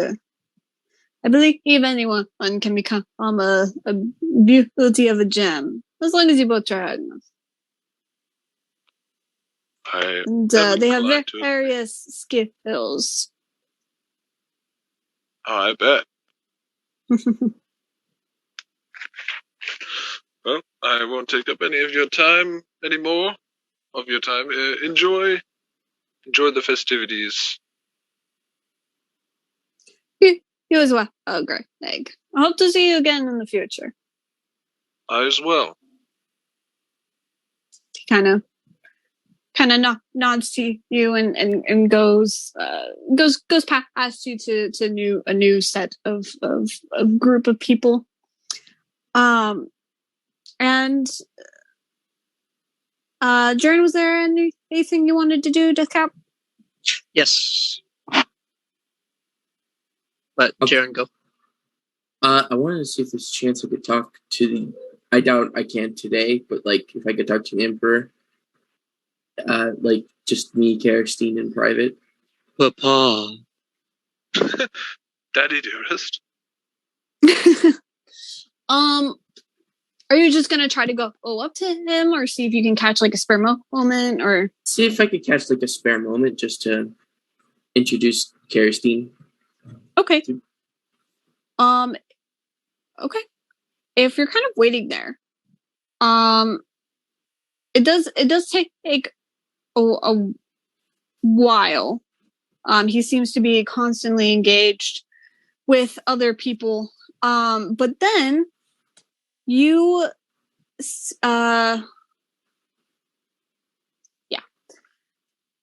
if you're just kind of watching or looking, there's like at first he's kind of talking with his children, and then he's communicating with the Empress.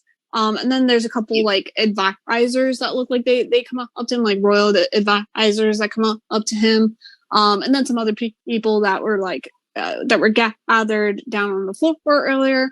But then you see from her figure, it looks to be female. And the skin tone is like a fiery orange, and you can see it peeking out from wears this black dress that has these two very thin sleeves, and then the midsection is very low, and it comes in like a very broad V cut that exposes most of the chest area. And there's a single midsection piece that comes and wraps around the neck. And the dress goes down to her knee, but there's a slit up on the side, and around kind of arced diagonally along the dress are like these gold sort of beads. And she wears these knee-high pointed boots that are probably like 5 inches high of a heel. But the strangest thing about her, other than the fact that she was wearing a very like casual dress to this event, is she wears a enormous hat. This jet pitch black hat that comes out probably about 6 inches on either side. And it completely covers her face because there is a veil around the hat that comes probably about 5 inches down. So you only see like her chin and sometimes her mouth. And she, and she wears this very long scarf that's kind of over her shoulders and curls around her arms. And she is walking without interruption from anyone. And as soon as the Emperor sees her, he stands up. Perception check. I'm gonna take note of this. Whatever. What are you looking for? What's going on? Yeah. Can I do this similar? Go ahead. Yeah, you guys can roll full insight. All right. It's a hot 7. 7? I'm gonna pump 7. I'm gonna pump a guidance, and this is an odd reaction. I'm gonna pump a reborn ability check ability, so an extra D6. Let's go, baby! Come on, give me. Nope, that's not a nat 20, but I'll take not a nat 1.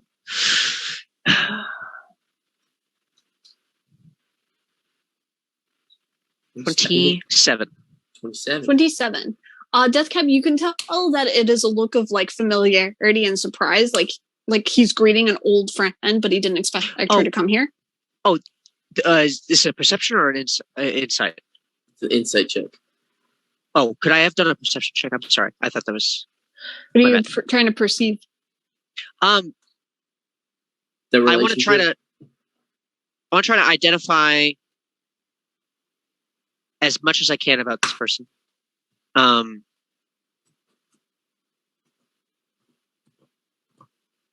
They're because they look different.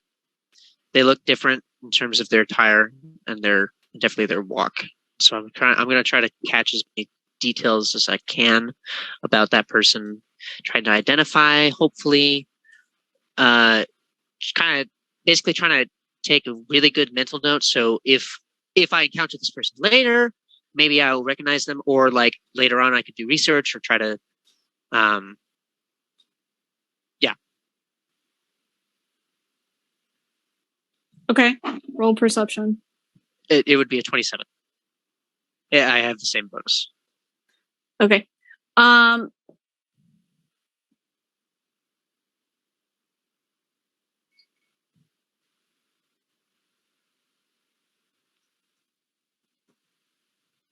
mean, she looks odd. I'm still not sure like what you're trying to like.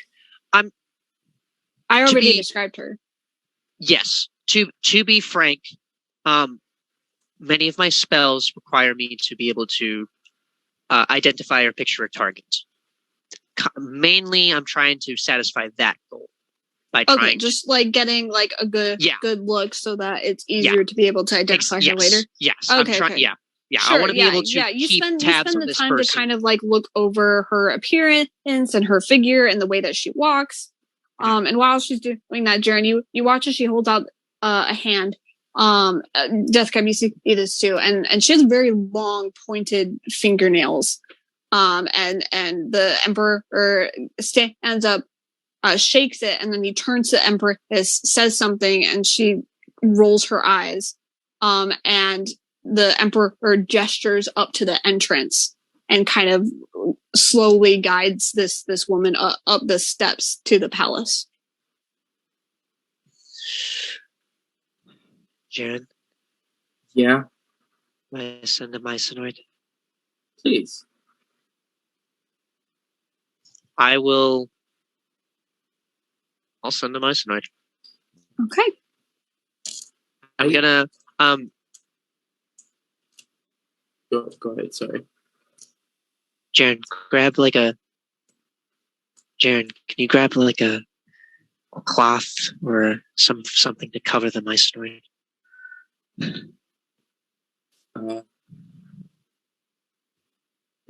Drop like a napkin or something. Okay. Yeah. I'm hoping that it's going to be slightly less easier identified. So the mercenary would have to like go up the palace steps. Yes. That's full view of everyone in the. Yeah.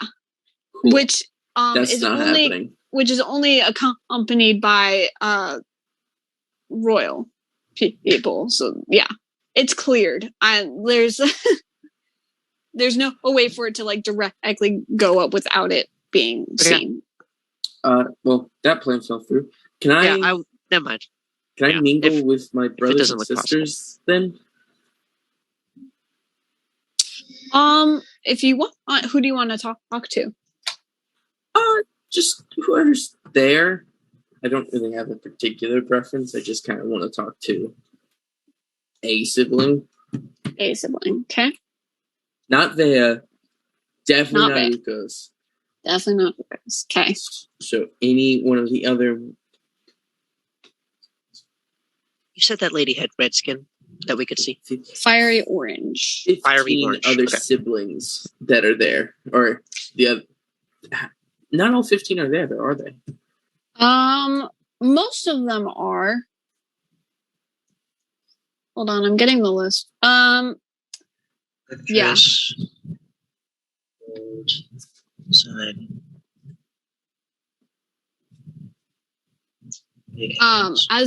As you kind of go all off to try to approach them, Kirsten kind of goes over. Didn't you want to talk to him? Yeah, but he's got a lady with him, so I didn't want to intrude. Well, once he's done, it'll be easier to speak to him. Then you're next in line. Can I go up those stairs, though? Like, is that allowed? You're a prince. You can enter the palace. I tap his gun. Oh yeah. I think I walk up with Deathcap, do you want to come or do you want to stay here? Whatever you wish. You might find company useful. Yeah, I guess. And if worst comes to worst, I can just make you stand at the door. All right. Yeah, I take Deathcap. Oh, she's talking.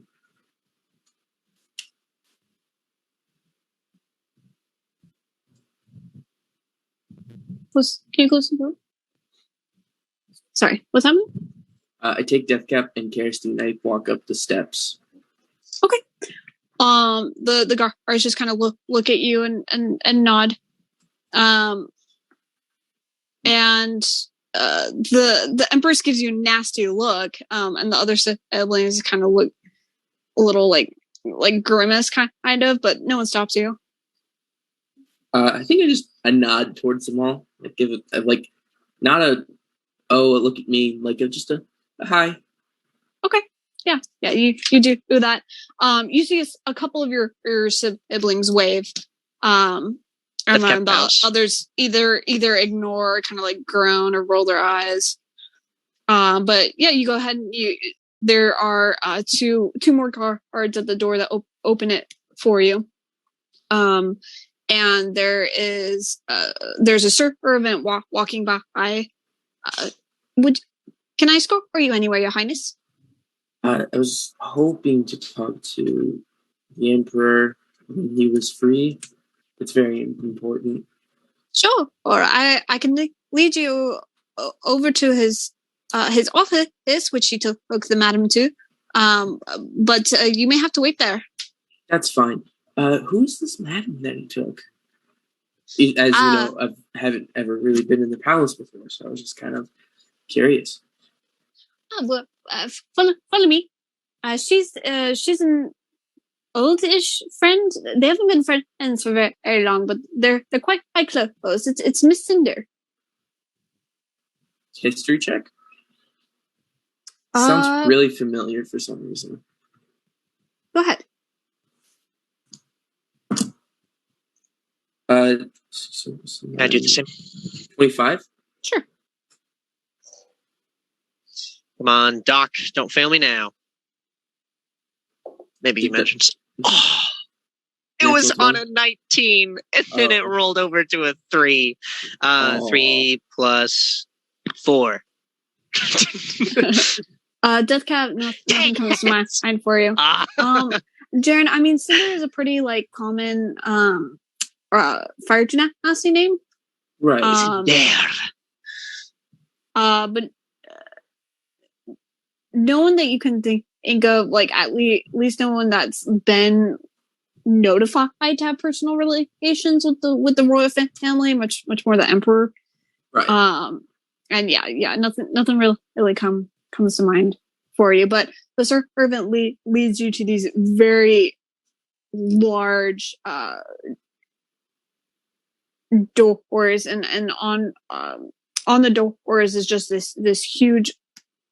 It's almost a statue. Kind of the decoration kind of comes out from the door, and it's just this huge golden dragon that kind of just takes up almost the entire frame of these doors. And the servant kind of bows to you guys. I'm not sure how keen he will be to see the rest of you, but I will let him speak for yourself. But you can go ahead and wait here. Is there chairs, or do we just stand? Yeah, there's kind of chairs off to the side. I'll sit down.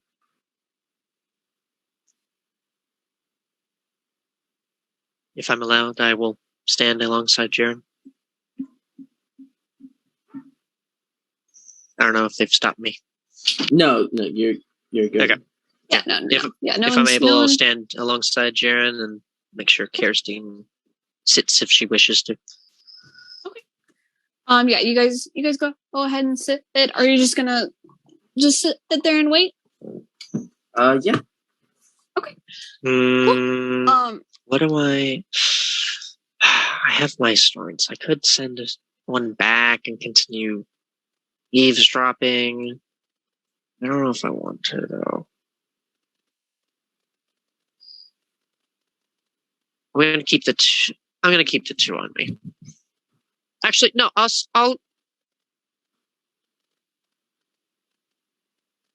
send one down. Send one down where, like inside? Back towards the party. Oh, okay. I want to try to keep eyes and ears and on as many different possible. Yeah. All right. And yeah, it waddles off. Eventually, disappears down the very enormous hallway. Inside the palace is just like different assortments of marble and gold and jade, and it is extravagantly decorated. And whenever I get I'll swap. Okay. Swap. Keep consciousness with it. Sure. It does take a good close to an hour before the doors open and out enters the lady, and her body kind of turns to you guys.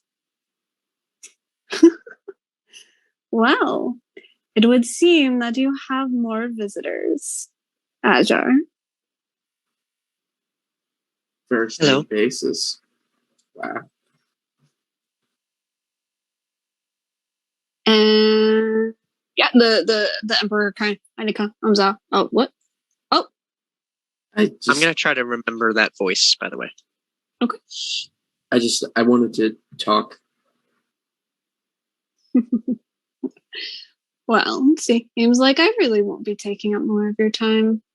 And the emperor kind of nods to her, and she nods to you guys and starts to make her way down. With my passive perception, can I see like beads of sweat and maybe like a ruffled up dress? I have a bad feeling about these two. His pants are down, or his flies unzipped.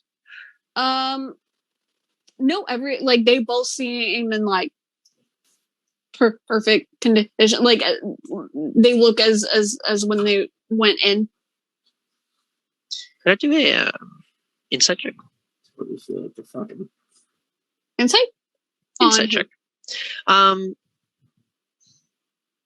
If at all possible, no. The Miss Cinder intrigues me. So Okay. Miss Cinder, Go ahead, roll an insight. I shall do so.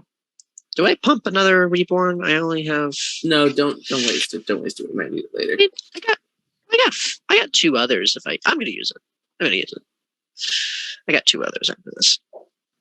Oh!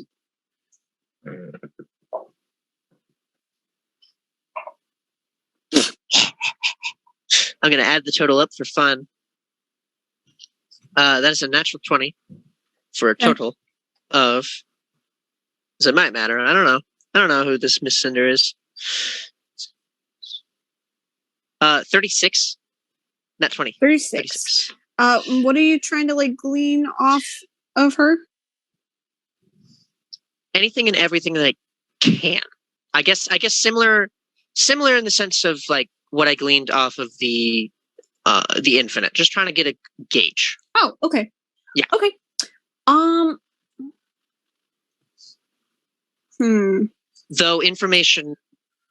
Though any insight gathered on what they might have been talking about, like if she seems, how their discussion just went, if she seems rather pleased, like it went well, or if she's more calculating. Yeah, she definitely seems pleased. This woman has a very like upfront, friendly sort of demeanor. But within that 20, very obviously someone who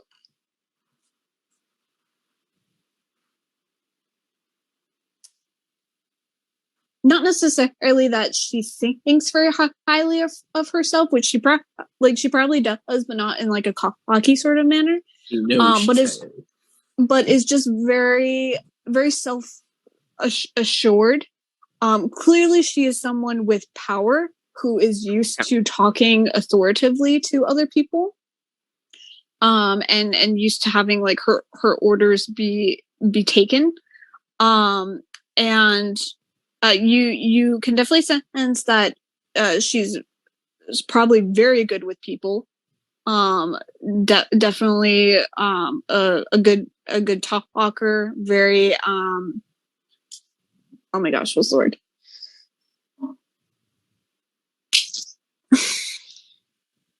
Eloquently spoken. Just lost it. Graceful. She is graceful. But she also does have the way that she is like toned, and the way that she carries herself. She's obviously someone who can fight. Okay. Yeah, but would clearly rather talk first. Like wouldn't immediately jump into it, unlike the infinite that you saw earlier. Got it. And also, notice as she walks off, there's kind of this like, at first glance, like she looks very elegant, very graceful, but there's just this slight like awkwardness to her steps. Slight awkward gait. Yeah, like almost like she's not used to walking on them. Okay.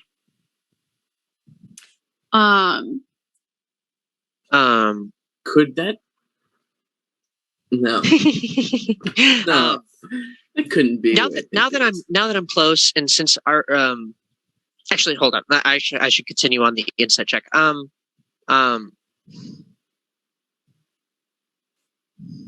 it look like she slithers normally? Does she?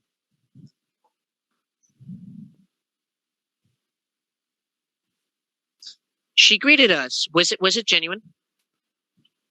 That kind of like amiable, or was it more of like, oh, haha, like, of course, show respect to the bastard son, but no, it seemed genuine, and she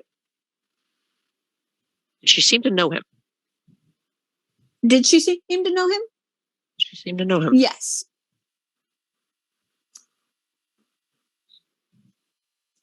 But it wasn't in like she didn't down talk to any of you. Yep.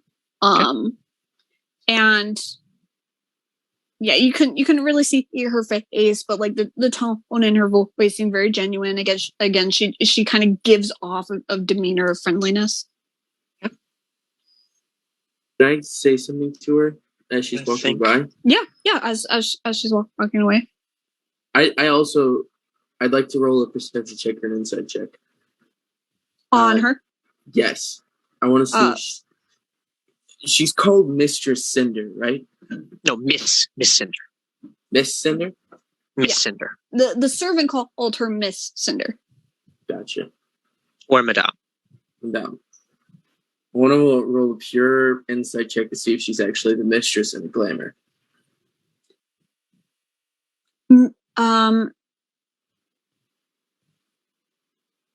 Sure.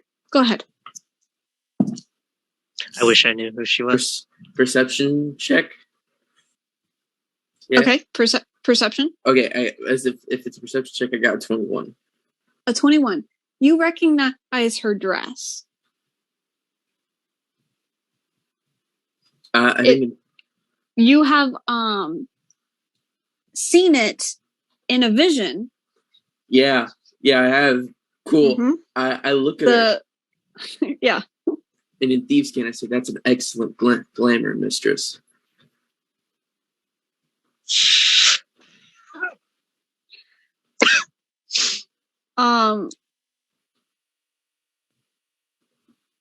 She is my nat 20 still in effect?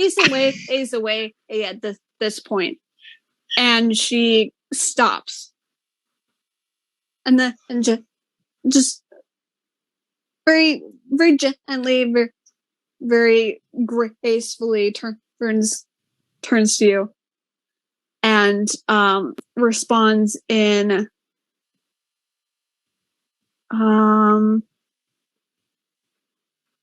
also responds in the Thieves' Cant. That's a lovely coat you have, Your Highness. And then turns back around and keeps walking. I was right. Snake Mommy's here. And the Emperor is kind of like looking at you confused, looks at her, and then looks back at you. Whoa. Did she have any signet rings or something to denote like, I am a noble from blank, or like signet rings? No. Did she have rings? Yes. Like, one is very long and like takes up her whole finger. Yeah. There didn't seem to be any identifying marks or jewelry or anything like that. Nope. Okay. Deathcap, would you mind staying out here while I go talk to my father real quick? If that is what you wish. Do you want a mice ride? No. We'll be right in the room. It'll be okay. Understood. We'll keep Kirsten company. Kirsten, actually, can you come with me? Sure. Wonderful. Come on. Yeah, I think I go in.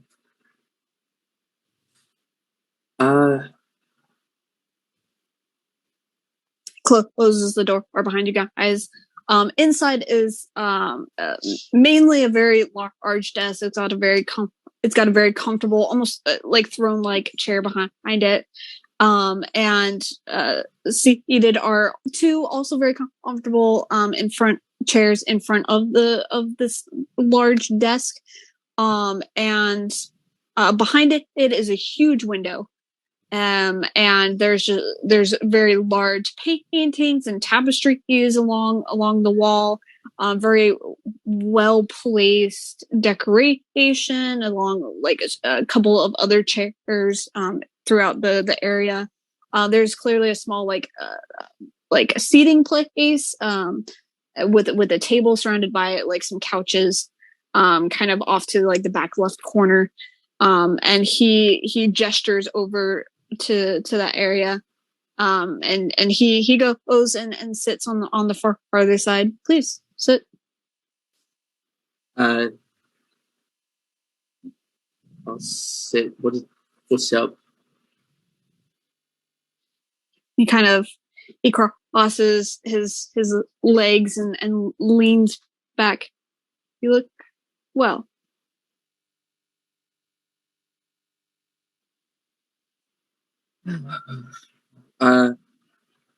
Yeah, I'm fine. Did you not recognize me when I came in? I know it's been a while, but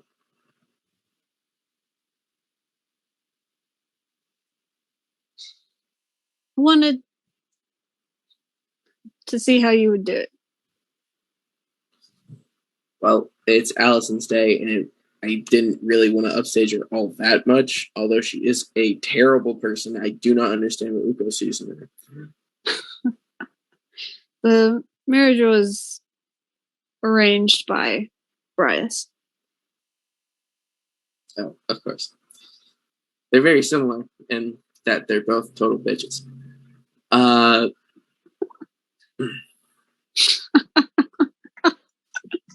Who's your lovely date? I look at her, and I have my hand on my gun, and with message, I go, can I tell him, or do you want to be kept secret? She kind of looks at you. Her eyes are kind of little wide, just kind of like clutching onto her dress.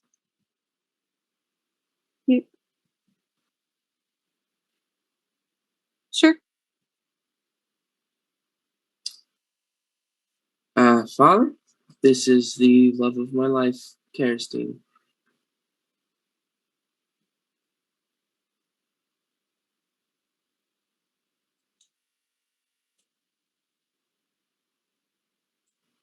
And he kind of is there a little. He looks a little taken aback.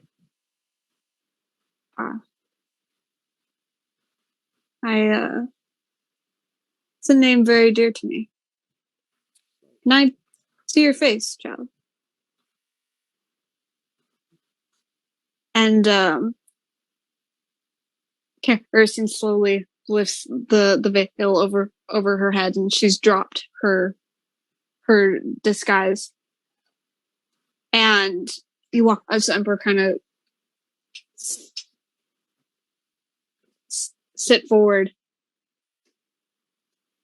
puts his elbow on his knee and just looks at her, and then thank the gods. And they just take a moment to just stare at each other, and tears start to well up in his eyes. I thought she killed you.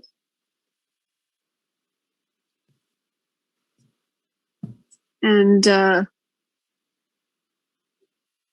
Kirsten just kind of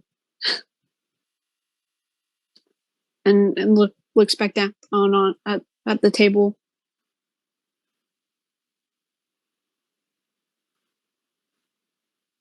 And there's a moment of silence while the Emperor tries to compose himself again. She finally delivered that thing to my mother, which I very much appreciate.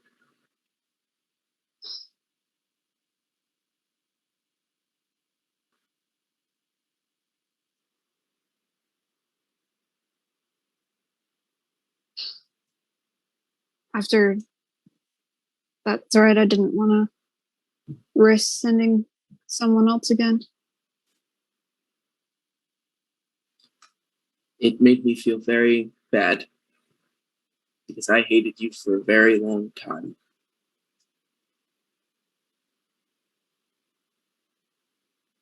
I understand that. I do not hold those feelings anymore. I'm a man now, but I'd still like to have a relationship with you if you want one. And he kind of clears up his face again and looks at you and sits up straight again. You've grown into a fine young man, Jarren.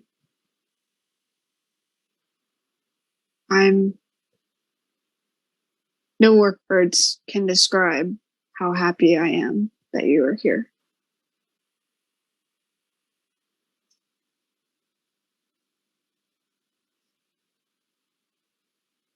I did fail you as a father, and I'm sorry. And I am eternally grateful that you want to give me a chance.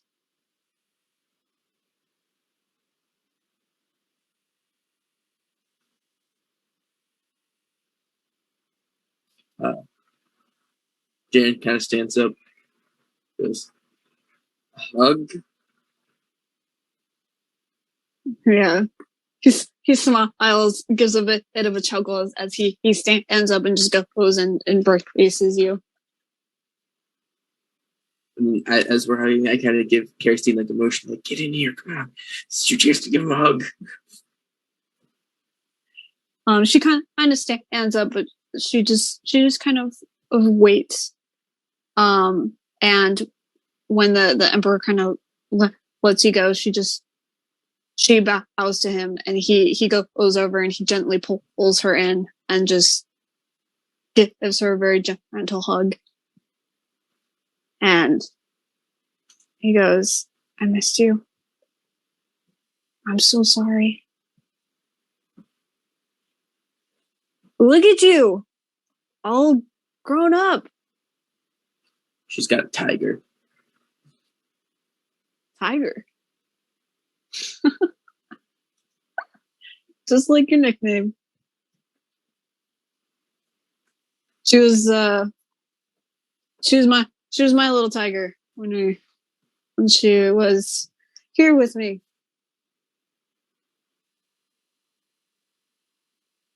Very, very beautiful young woman, Kara. And she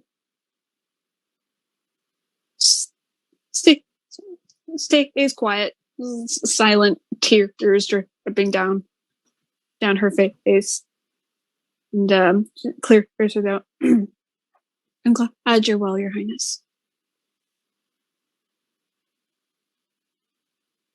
And he just smiles at her and pats her shoulder. Yes, well.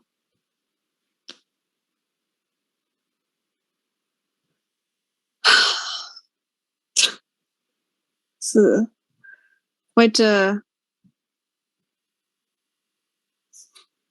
quite unexpected. I didn't think the day would be this entertaining for me. Such amazing gifts and surprises. I had a pretty strong feeling this was honestly going to happen. I mean, I knew I was coming here, and then I knew it was going to be a whole thing. I'm just surprised the Empress didn't kill me on sight. Or Alison. Well. And I'll just tell you the truth. Alison was full telling the truth. I did murder her father. Well. Let's just make sure we keep that inside the room, all right? And he kind of winks at you. I wanted that bastard dead for keeping your mother anyway. And he kind of he sits back down on the couch. I heard of his mistreatment. I'm glad he's dead. I personally believe that the brothel is in much better hands. Oh? I haven't kept up much. Do tell. Bartholomew Chungus Gingersnap III is the owner of it. Bartholomew. The young playboy. I've heard lots of him. He's my best friend.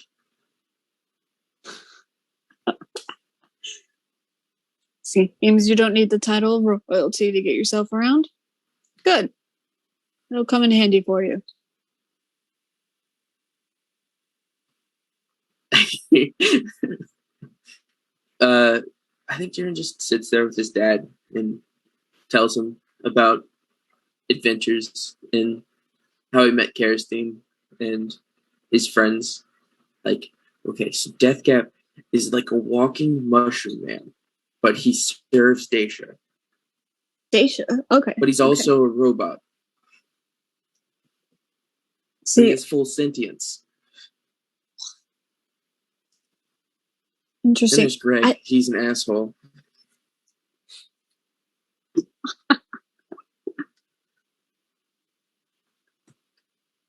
The mushroom guy. I didn't hear him talk a lot, but he seemed to have cognizance. It's very. I mean, you don't get that from a lot of Warforged. Like, do you know who made him? Was I there when did I see the name that was written? Because I was next to him. He did. He did. However, there was an intense bad reaction when people saw the name. So take that as Greg's you head will. did not glow, Tosh.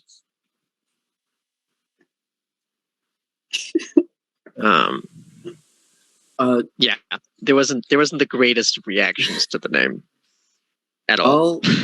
All I know is that he has something to do with a man named Zorn.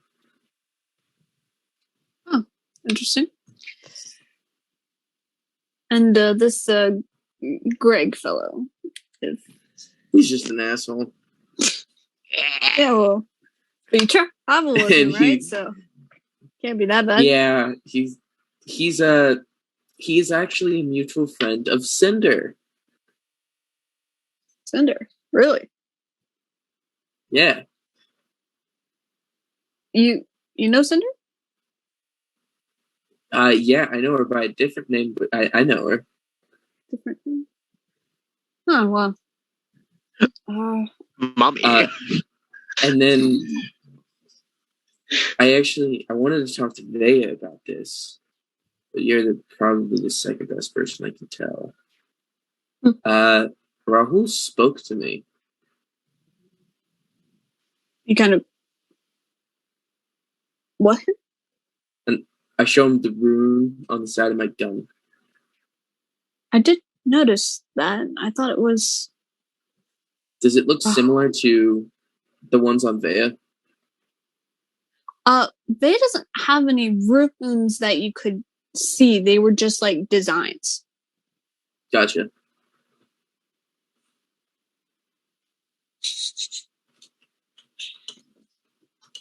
That's what did he tell you? He said I'm gonna change the world. I don't doubt that. I don't have it written down, but I remember the gist of it was that he talked about his son, Ezra, Mm-hmm. And he said that big things are happening and that I'm a part of it. But Okay. other than that, I can't exactly remember. I see. But That's I do magic now. magic. You couldn't do it before? What? Can I see? Yeah, it casts firebolt just like out the window. Okay. Like at the window? Just is the window It's like- open? It's just glass. It's just a pane of glass.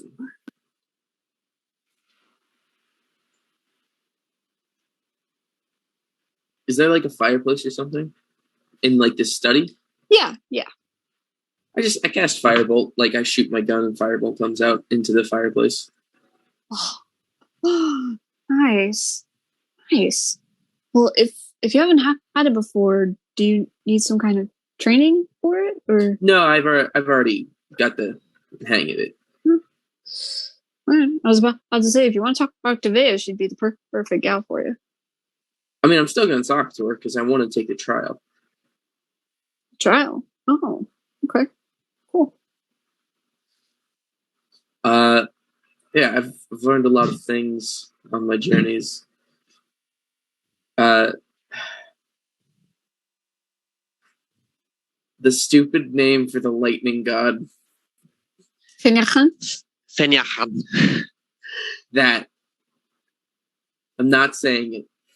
I refuse. Storm cloud billow. Yeah, I say that name. I say Kirsten serves her. And the emperor kind of looked, really? She helped me out of a situation. That's. Can I see? She kind of looks around, and on his desk, as he's like the small case that holds his quill, and she just kind of waves her hand, and the case just moves across the desk. That's awesome. I'm assuming that's how you escaped then? Yeah. Are you free? No?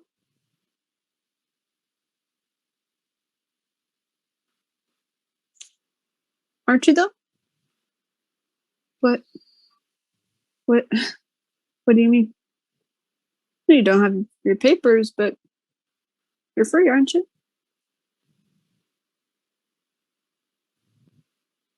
And she kind of just blinks at him. Just stares at him and just kind of smiles.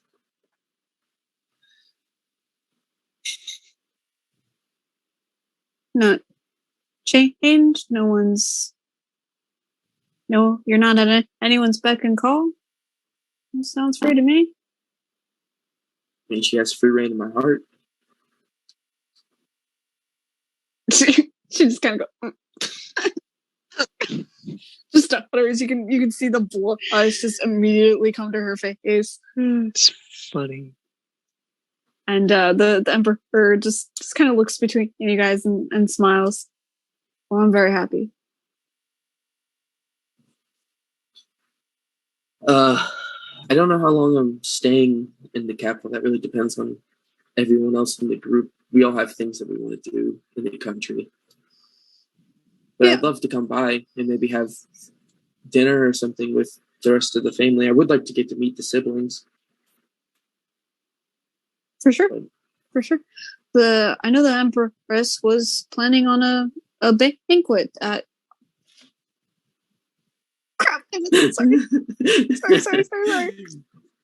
Oh, help us out. What's today? I don't know. You're the one with the calendar. A lot of help you guys are. So today is Gazner 27th. Yeah, the Empress Forgive us was gonna for have not knowing your made up calendar. was gonna have a banquet on this Easter day on the 2nd. Okay, I'd love to be there. Yeah, absolutely. It's family. Come. One more thing. And this is everything we're talking about stays in this room, right? No one else hears it. Not if you don't want me to. I look him dead in the eyes, say I have to apologize. I killed Born and Nico.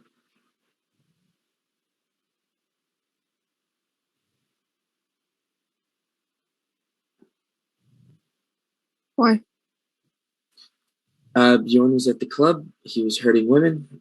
I pushed him. He hit his head. He died.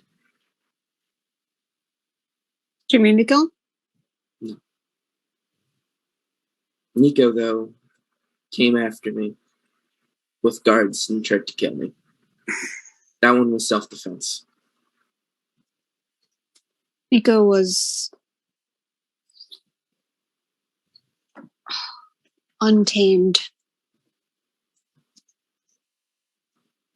But if there's any way to lift up Jarren's shirt, I don't know how intricate this suit is. If you can. You have several layers. Yeah, Jarren kind of gestures over his stomach. There's a big scar right here from where he left it on me. Wow. But I wanted to apologize because I didn't want to kill any of my siblings, but sometimes you have no choice. I had a sibling that tried doing the same thing. It's not uncommon, and if you have to do it in your own self-defense, then unfortunately, it's something you gotta do. But I appreciate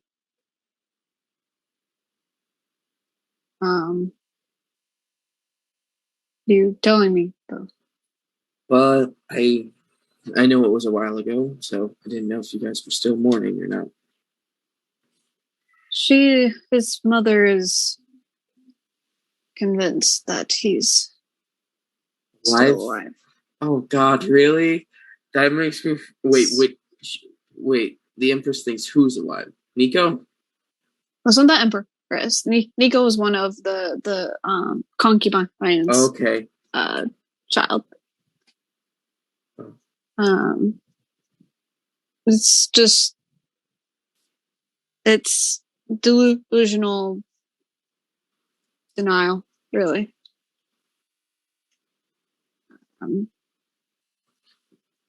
Insists that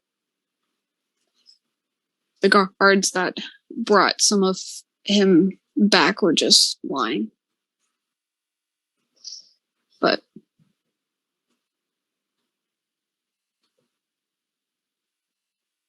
anyway. Jarren.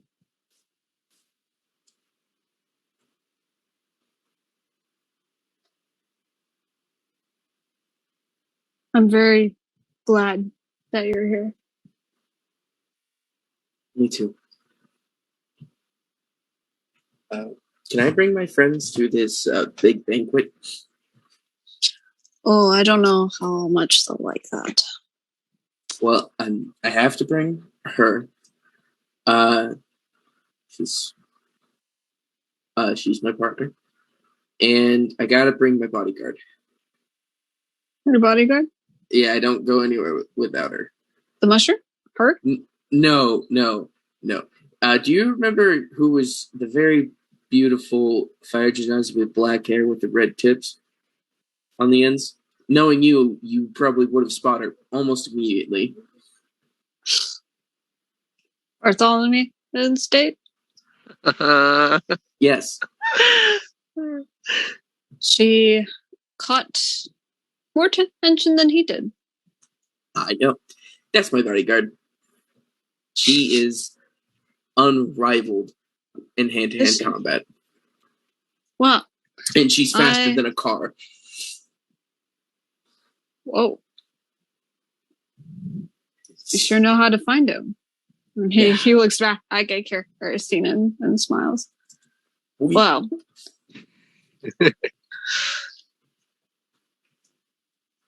I'd love to see it. Sure.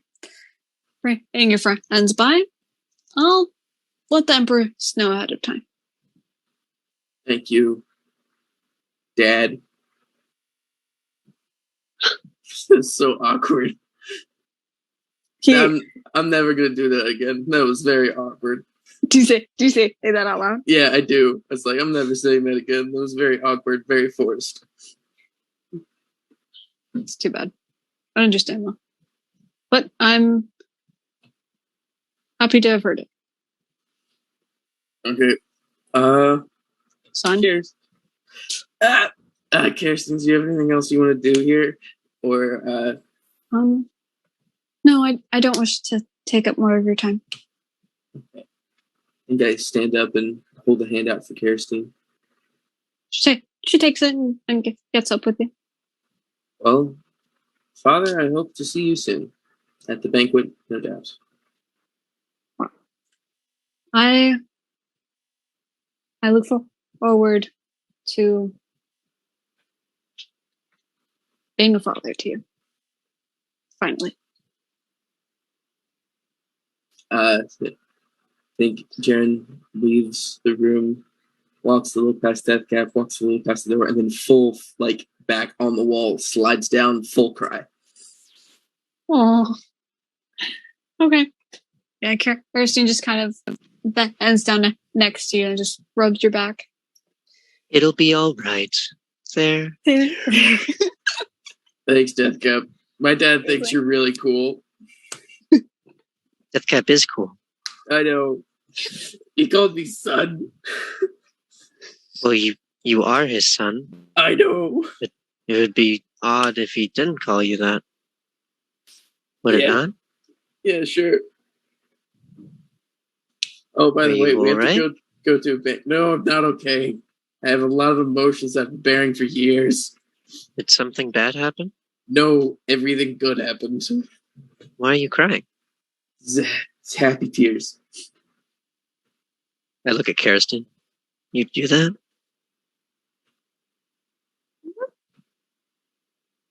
Odd. I gotta get these out before Greg sees. He's gonna make fun of me. Would you like me to tell Greg that I got slime on you? No, it's gonna make it worse. Just give me a sec. Meanwhile, Greg, are you trying to do anything in particular, or just mingling, trying to talk to as many people?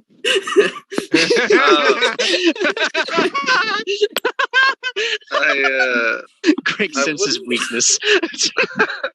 I smell weakness in the air. I would like to weakness must be Jarren. Make it a point to make eye contact with everybody's slaves. Revolt. Not like trying to signal anything. I just want to look them all in the eyes at least once throughout the night.